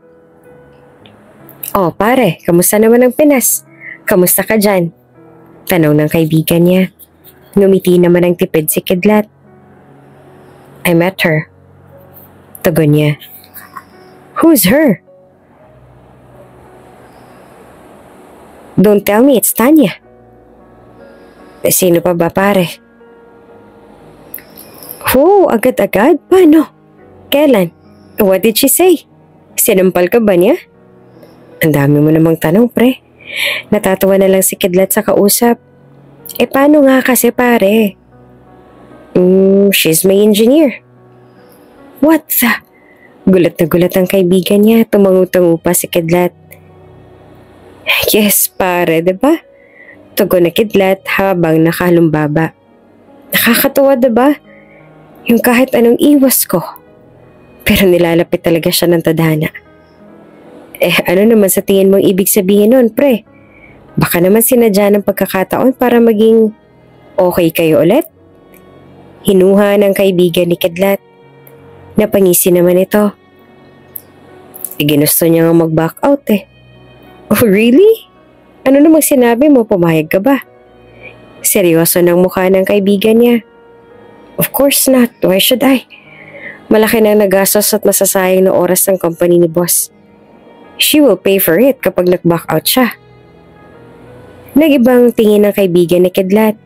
Mga tingin ng huhusga. Hey, anong tingin na naman yan? Natatawa tuloy si Kidlat. Yan lang ba talagang rason mo kung bakit ayaw mong pumayag na mag-back out si Tanya? Or may iba pang personal na reason? Tigilan mo nga ako pare, sige na, I need to go. Maaga pa ako bukas, sige, bye. Magsasalita pa sana ang kaibigan ng Kidlat pero enough niya na ang call. Saglit namang natigilan si Kidlat at napaisip. Sa loob ng 5 taon na wala siya naging balita sa mga love niya sa buhay, sa pamilya niya at sa dating kasintahan na si Tanya, sinut down niya ang lahat ng kanyang mga personal social media accounts para mawala ng koneksyon sa mga ito. At ngayon, dahil nais niyang malaman kung anong naging merong buhay ang dating nobya, ay naisip ni Kidlat na i-recover ang dating mga accounts niya. I-activate na sana ni Kidlat ang FB niya nang bigla na lamang pumasok sa isip niya kung paanong nabago ng pera ang mga ito noong unang alis niya papunta ng Saudi. Huminga si Kidlat ng malalim. I guess it's better na hayaan ko na lang na ganito. Sambit ni Kidlat at nahiga. Ilang saglit pa ay nakatulog na ito. Kinabukasan ay maagang pumunta ng site si Tanya at naabutan niya naman si Kidlat na tinitingnan ng mga layouts niya. Good morning. Bahagyang bumati si Tanya na magtama ang kanilang mga mata. Hey, you're back. Nakangiti naman bati ni Kidlat. Yeah, wala kasi akong ibabayad sa penalty eh. Pabulong na tugon ni Tanya. Sorry? Tanong tuloy ni Kidlat dahil hindi niya masyadong naintindihan ang sinabi ng dating nobya. Sabi ko, nahanginan lang ako kahapon. Gutom lang pala ako kaya nasabi ko yung mga bagay na yan. Pero ngayon okay na ako. Plastic na nakangiti na si Tanya. Ngumiti naman ng malugod si Kidlat. Well, sa tingin ko makakarinig ako ng apology from you, right? Nagsisimula na namang uminit ang ulo ni Tanya pero hindi niya yun pinahalata. Ngumiti siya ng peke kay Kidlat. Sige. Sorry. Matipid na tugon ni Tanya. Kumunot naman ang noo ni Kidlat. Parang hindi naman sincere. Napabuntong hininga pa si Tanya. Anong sorry bang gusto mo? Luluhod pa ako. Pagtataray nito sabay irap sa binata. Natigilan naman bigla si Kidlat. Dinala siya ng mga irap ni Tanya sa kanilang nakaraan. Nakaraan nung una niyang makilalang dalaga, kung paano siyang tinarayan nito at taasan ng kilay. May dumi ba sa mukha ko? Naiilang na tanong ni Tanya. Natauhan naman si Kidlat. Wala. Okay na yun. Pwede na siguro natin pag-usapan yung plano? Patay mali siya na tugon ng binata. Tumangutango naman si Tanya. Naging formal si Tanya at Kidlat sa isa't isa. Si Kidlat bilang boss si Tanya at si Tanya bilang empleyado niya. Pinilit na Tanya na maging normal ang mga kilos sa harapan ng dating nobyo dahil ayaw niyang maapektuhan ng namamagitang puwang sa kanilang dalawa ang kaniyang trabaho. Maging si Kidlat ay naging professional sa pakikitungo niya kay Tanya. Nagiging maingat silang dalawa sa bawat pagkakataon na kapwa nila nararamdamang may bugso ng damdamin. May iiwas at hahayaan na lamang yon na lumipas. Ngunit sa bawat araw na dumadaan ay tila mas napapalapit pa sila sa isa't isa na sa kahit anong pag-iwas sa mga puso nila sa dating kinalalagyan nito sa kani-kanilang mga damdamin ay ang tadhana na mismo nagbibigay ng daan at ilaw para sa mga puso nilang tila naliligaw. Isang hapon ay sobrang lakas ng ulan. Tapos na ang trabaho ni Tanya pero hindi pa siya nakakauwi. Nakita siya ni Kidlat na sana'y pauwi na rin. Hey, Tanya, uuwi ka na ba? Hatid na kita. Alok ni Kidlat. Ha? Ayaw sanang tanggapin ni Kidlat ang alok ng binata, ngunit natatakot siyang maiwan mag-isa sa site. Mukhang wala ngang balak tumila ang ulan. Sige, sabay ako, tugon ni Tanya. Bago sila lumakad ay hinubad muna ni Kidlat ang suot niyang coat at ipinandong yun sa dalaga. Bigla namang bumilis ang tibok ng dibdib ni Tanya sa ginawa ng dating nobyo. Kinikilig ba siya? Saglit pa ay pinagbuksan pa siya nito ng pinto ng sasakyan ni Kidlat. Kakaibang pakiramdam ang naramdaman ni Tanya. Ito ang Kidlat na nakilala niya noon. Ito ang kidlat na sinusuyo siya sa bawat pagkakataon. Hindi man niya makapa ang nasa loobin ng dating nobyo, ay masaya si Tanya sa ipinapakita nito. Habang nasa biyahe sila, ay napansin ni Kidlat ang mahabang traffic sa daan. Upang malaman kung ano ang meron ay naisip ni Kidlat na bumaba. Sandali, saan ka pupunta? Nag-aalalang tanong ni Tanya. I just want to check, tugon ni Kidlat. Pero umuulan no, sabi ni Tanya sabay may kinalkal sa kanyang bag. Here, gamitin mo. Iniabot kay Kidlat ang kanyang baon na payong. Salamat. Nakangiting tugon naman ni Kidlat at bumaba na mula sa kotse. Nakita niya ang isang pulis na naroon at nakapatrol. Sir, good evening po. Pwede ko po bang malaman kung ano nangyari? Magalang na tanong ni Kidlat. Ay, good evening sir. May landslide po kasi sa may bandang unahan. Medyo matatagalan pa po ang paghahakot ng mga bato kaya humihingi po kami ng mas mahabang pasensya sa paghihintay. Paliwanag pa ng pulis. Napakagatlabi naman si Kidlat sa nalaman. Naisip niya si Tanya. Alam niyang mag-aalala ang kanyang ina. Bumalik na siya sa sasakyan at ipinaliwanag ang nangyari. Kung ganun magsistay pa tayo dito? Gano'n naman kaya katagal yung hihintayin natin? Tanong ni Tanya. I'm sorry, wala naman kasi tayong ibang pwedeng daanan eh. Sambit ni Kidlat. Hindi mo naman kailangang mag-sorry eh. Hindi mo naman kasalanan na may landslide. Nag-aalala lang ako sa inay. Maghihintay yun sigurado. Mag-aalala yun sa akin. Tila naluluha namang tugon ni Tanya. Why don't you update her? Suhestyon ni Kidlat. Kanina pa ako nagme-message pero hindi naman siya online eh. Gusto ko nga rin na makasiguro kung okay ba siya. Tingnan mo, ang lakas talaga ng hangin at ng ulan. Labis sa pag-aalala ni Tanya. Call? Wala akong load. Inabot ni Kidlat ang kanyang cellphone sa dalaga. Ano to? Pagtataka naman ni Tanya. Give her a call. Tugon ni Kidlat. Denial naman kaagad ni Tanya ang numero ng kanyang ina at sumagot naman ito kaagad. Nay, si Tanya po ito. Kamusta po kayo dyan? Naku naman anak, salamat naman na tumawag ka. Kanina pa kitang kinokontak sa messenger mo kaso walang signal. Nabalita kasi yung landslide dyan sa may daan papuntang trabaho mo. Nag-aalala ako masyado, asan ka na ba? Huwag kang susugod sa ulan ha?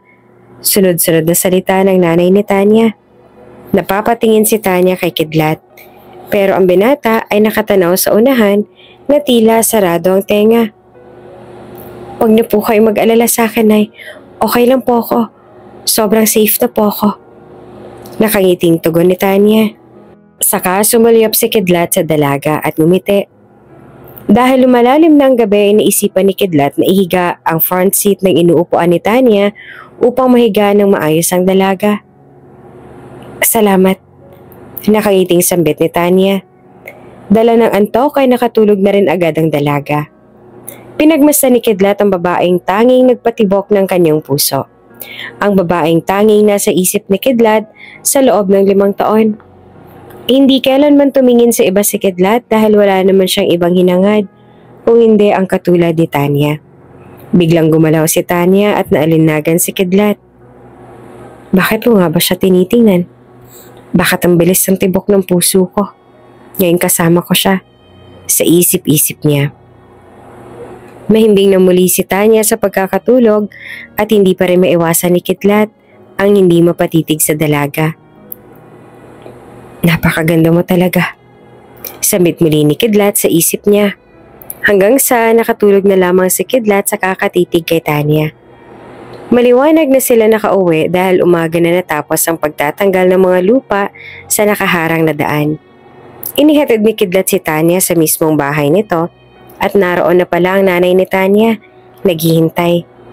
Blankong mukha nito na makitang si Kidlat ang naghatid sa anak niya.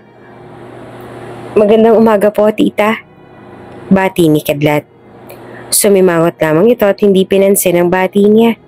Tila nandiit tuloy si Tanya sa ginawa ng ina. Nay!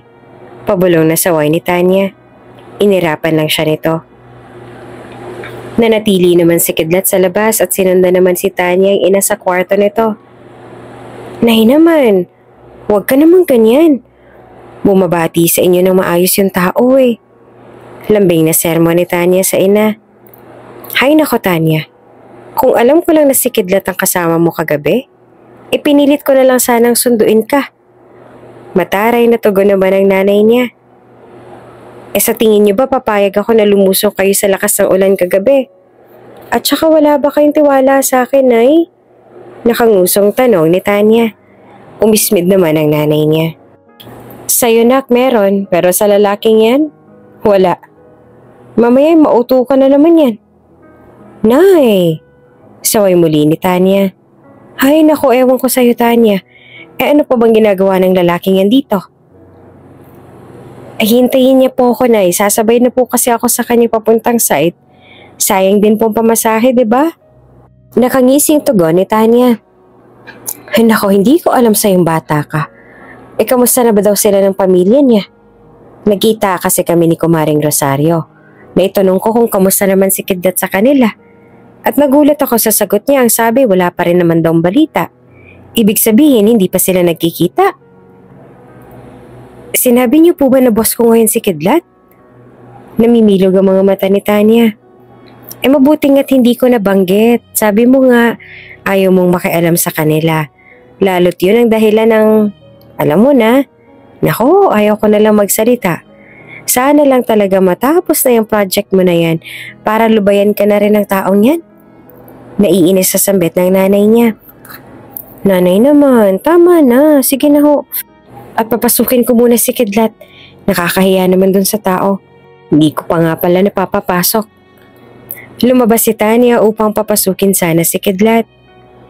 Ngunit sa kanyang paglabas ay ang kaibigang lalaki na si Rick ang naabutan niya sa labas. May dala itong isang bouquet ng bulaklak. For you, sabay abot ang bulaklak kay Tanya. Hindi naman tinanggap ni Tanya ang bulaklak na ibinigay ni Rick. Rick, anong ginagawa mo dito? Kanina ka pa ba dito? Hindi mapakaling tanong ni Tanya. Kumunot ang noo ni Rick. Medyo, naabutan ko nga yung ex mo. Tugon nito. Oh, nasa na siya? Aligaga si Tanya. Umalis na, actually tinanong niya ako kung bakit daw ako nandito eh. So sabi ko, naniligaw ako. Ano? Nagulat si Tanya sa tugon ni Rick kay Kidlat. Kilala ni Tanya ang dating nobyo. Seloso ito at alam na alam niyang si Rick ang dahilan ng biglang pag-alis ito nang walang paalam. Nagmadali na mamaligo si Tanya at agad na nagpunta sa site. Pagdating niya doon ay matabang na bumati sa kanya si Kidlat. Kidlat, tawag ni Tanya. Yes, tugon ng binata na hindi tumitingin sa mga mata ng dalaga. Huwag mo na sanang pag-isipan si Rick. Siya lang yung makulit na pumupunta palagi sa bahay pero matagal ko na siyang tinapat na wala siyang mapapala at pag-asa sa akin. Why are you saying this to me? Seryoso naman ang mukha na tanong ni Kidlat. Saglit na natigilan si Tanya na tila napahiya. Are you saying this kasi iniisip mo na magsiselos ako? Are you kidding me, Tanya? Nakangising tanong ni Kidlat. Patay mali siya na binaliwala ni Tanya ang sinabi ni Kidlat. Tumangutango siya. Sorry, mali pala ako. Hindi ko naman actually inisip na ganon. Baka lang kasi ibang isipin mo. Sige, babalik na ako sa trabaho ko. Hindi na tumingin si Tanya sa mga mata ni Kidlat at dire-diretso nang humakbang palayo. Naiwan naman si Kidlat na napasuntok sa hangin. Hindi niya lang maamin sa dalaga na tunay na nagsiselo siya. Minabuti na lamang ni Kidlat na kimkimin ang nararamdaman dahil batid niyang wala na rin namang papupuntahan pa kung sasabihin niya kay Tanya ang tungkol dito. Lalo pat alam niyang maiba nang naniligaw sa dati niyang nobya. Sa bawat araw na dumadaan ay nananatiling mailap si Kidlat kay Tanya. Hanggang sa namarsanal na si Kidlat ay pati ang trabaho ni Tanya ay dinamay niya na. Ano to, Kidlat? Anong replacement letter na nalalaman mo? Hal ni Tanya kay Kidlat. oras ng kanilang lunch break. Marami ka naging maling layouts, Tanya. You think hindi valid ang paghahanap namin ng kapalit mo? Besides, hindi ka naman magbabayad na ng penalty. Wala din kasong ipafile sa'yo, so anong nirarant mo sa harapan ko?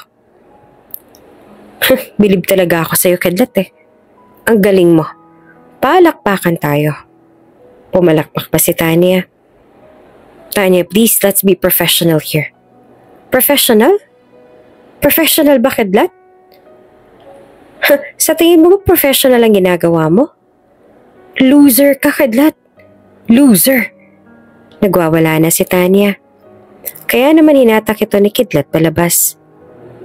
Bitiwan mo nga ako, singhal ni Tanya.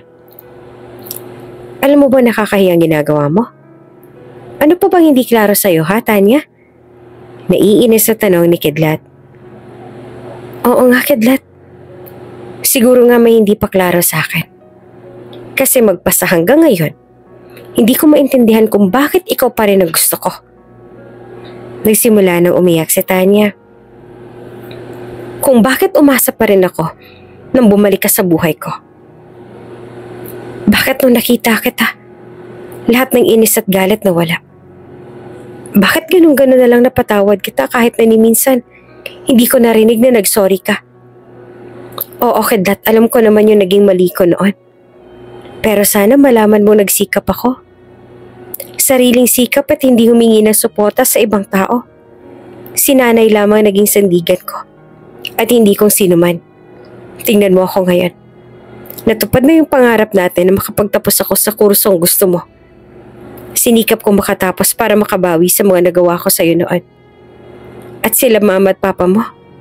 Ni minsan ba sumagi sa isip mo na silipin man lang sila? Bakit hindi mo buksan yung isip at puso mo na kaya naming magbago para sa'yo? Ngayon mo sabihin ang sinabi mo sa akin noon na nababago ng pera ang isang tao. Pero salamat ha, at least namulat ako. Ngayon kailangan ko nang tanggapin na wala na akong dapat pang asahan. Sige, pumapayag na ako. I agree with the replacement. Pagkatapos ng mga salitang tumago sa puso ni Kidlat, ay tumalikod na si Tanya at hindi na tinapos ang kanyang oras ng trabaho. Naiwan si Kidlat na lutang at gulong-gulo ang isip. Hanggang sa makauwi si Kidlat ay patuloy niyang iniisip ang sinasabi ni Tanya. Tama ito. Bakit ba tila nabubulag na siya ng sariling galit at pagkamuhi?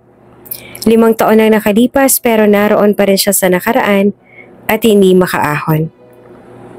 Kamusta na nga kaya sila?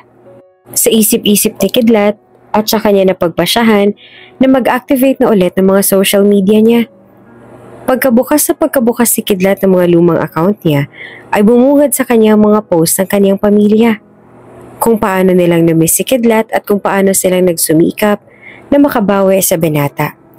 May negosyo na rin ang pamilya nila Kidlat tulad ng pangarap niya para sa kanila. Hindi naman napansin ni Kidlat ang mga luhang biglang tumulo mula sa kanyang mga mata. Saglit pa ay biglang nag-chat ang isa niyang kapatid dahil nakita siyang nag-online. Kuya, kamusta ka na? Miss na miss ka na namin. Kailan ka uuwi? Sana makauwi ka naman kuya. Hinahanap ka palagi ng papa. May sakit siya ngayon at gustong gusto kanyang makita. Ang sinabi ng message ng kanyang kapatid. Agad namang umuwi si Kidlat sa kanila at sobrang saya ng kanyang mga magulang na makita siya. Nagyakapan sila ng mahigpit at nagkapatawaran. Samantala ngayon nga ay nilakasan na ni Kidlat ang kanyang loob na magtungo at muling bumalik sa kanyang pamilya. Tapos na ang lahat para sa kanya. Ang nakaraan ay nakaraan na. Naghilom ng mga sugat at natuto na sa mga pagkakamali. At na-realize niya na anak lang siya para sumama ang loob sa kanyang mga magulang. Habang siya'y papalapit sa kanilang tahanan, nakaramdam siya ng ginhawa sa nakitang pagbabago. Ang kanilang maliit na bahay naging malaki at maganda. Hindi niya akalaing masosorpresa siya sa kanyang pamilya ngayon. Nakatayo siya sa harap ng pinto. Humihinga ng malalim at iniisip ang mga nangyari noong nakaraan. Alam niya hindi madali ang kanilang pinagdaanan. Kumatok siya sa pinto. Ang puso niya ay kumakabog sa pagkakaba. Nang bumukas ang pinto, nandoon ang kanyang ina na puno ng emosyon at saya. "Kidlat! Anak ko!"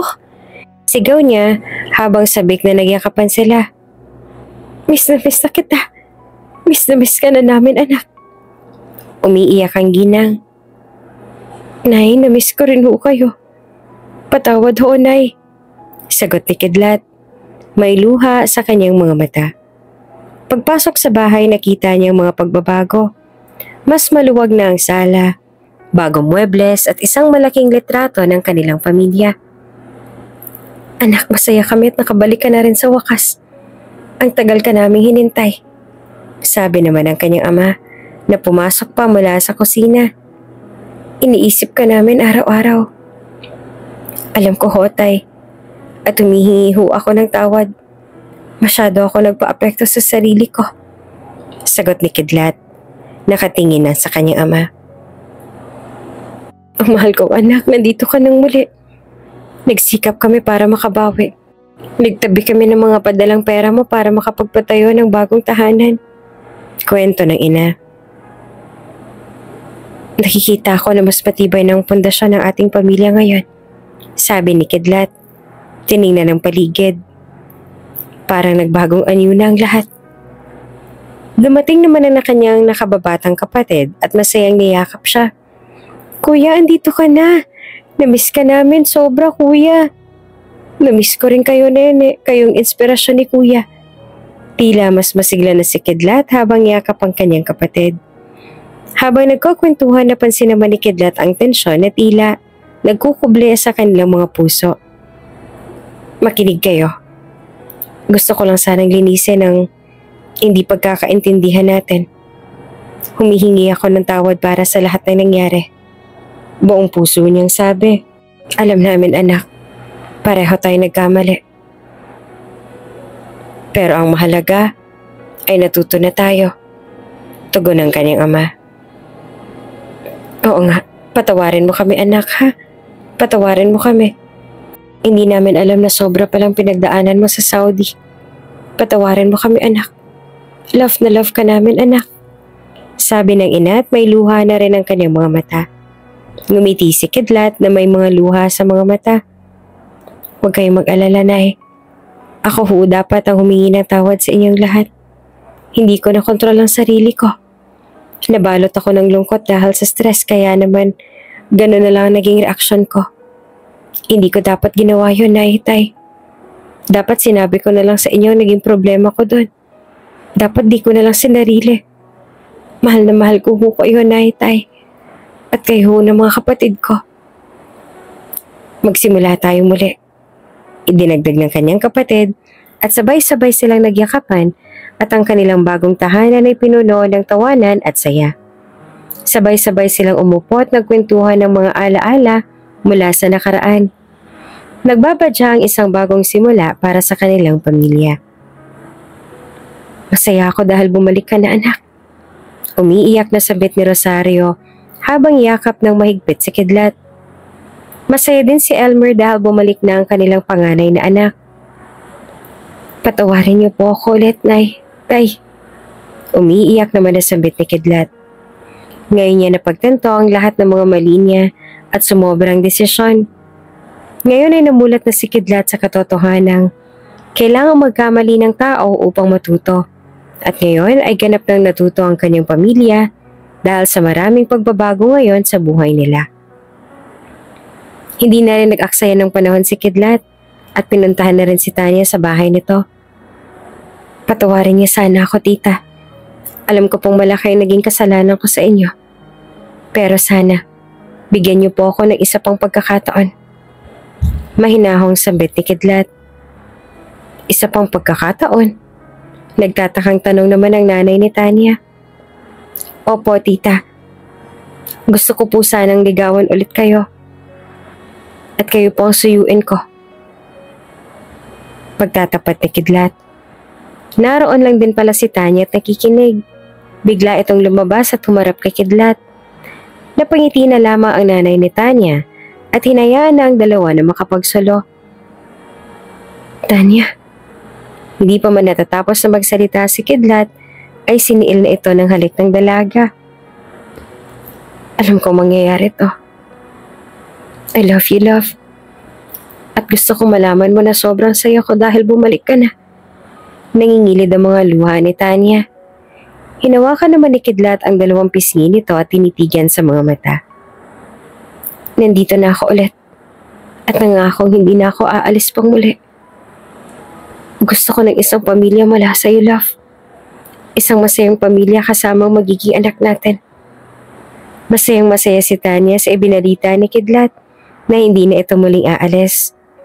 Nakausap na din kasi ni Kidlat ang boss niya from Saudi at pumayag na magstay na siya ng Pilipinas. Habang patuloy na nagmamanage ng kanilang branch na ngayon ay magtatatlo na. Naging maayos ang pagsasama ni Kidlat at Tanya at kalaunan ay naikasal na din. Lahat ng tao ay nagkakamali. Hindi sa lahat ng pagkakamali ay kailangang maging mapanghusga tayo. Sa halip ay maging pantay tayong nakikita natin ang kakayahan nilang magbago at maituwid ang kanilang mga pagkakamali.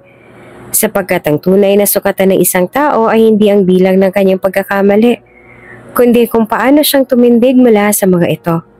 Sa bawat pagkakamali, may pagkakataon tayong matuto, humingi ng tawad at magsikap na maging mas mabuting tao. Kapag binigyan natin ng pagkakataon ng iba na magbago, binibigyan din natin ng espasyo ang ating sarili na maging mas maunawain at mapagpatawad. Sa ganitong paraan, mas lalalim ang ating pagkakaintindihan at mas magiging maayos ang samahan ng bawat isa. Sa sitwasyon ni Kidlat, ang pag-amin niya ng kanyang pagkakamali sa kanyang mga magulang ay tanda ng pagpapakumbaba at pagkilala sa kanilang papel bilang magulang.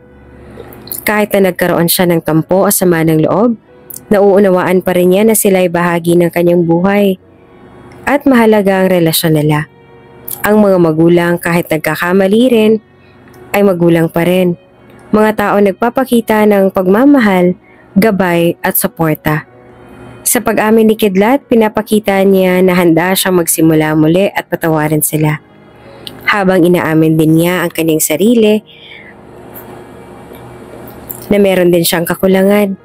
Sa ganitong paraan ay may pagkakataon na muling mabuo ang pamilyang nasugatan ng mga hindi pagkakaunawaan.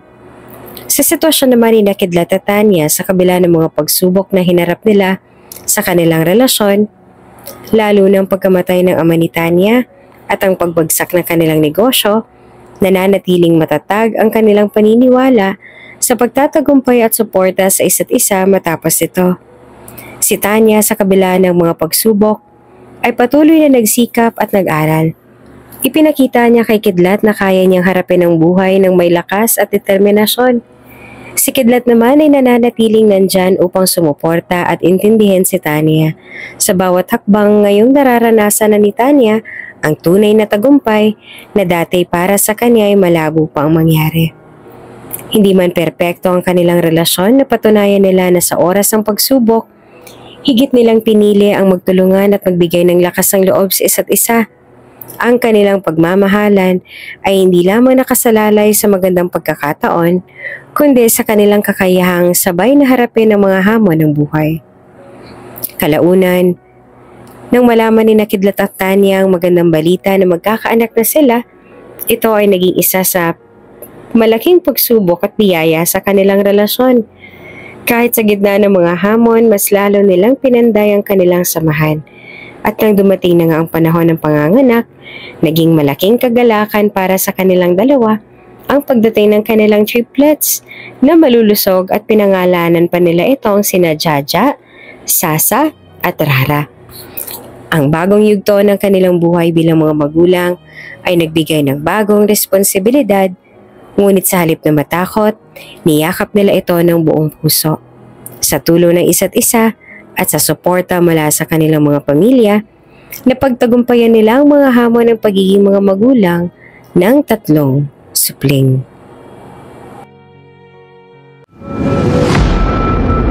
Kung bago ka pa lang sa channel na ito, Ate Jane TV, huwag kalimutang pindutin ang notification bell and subscribe button.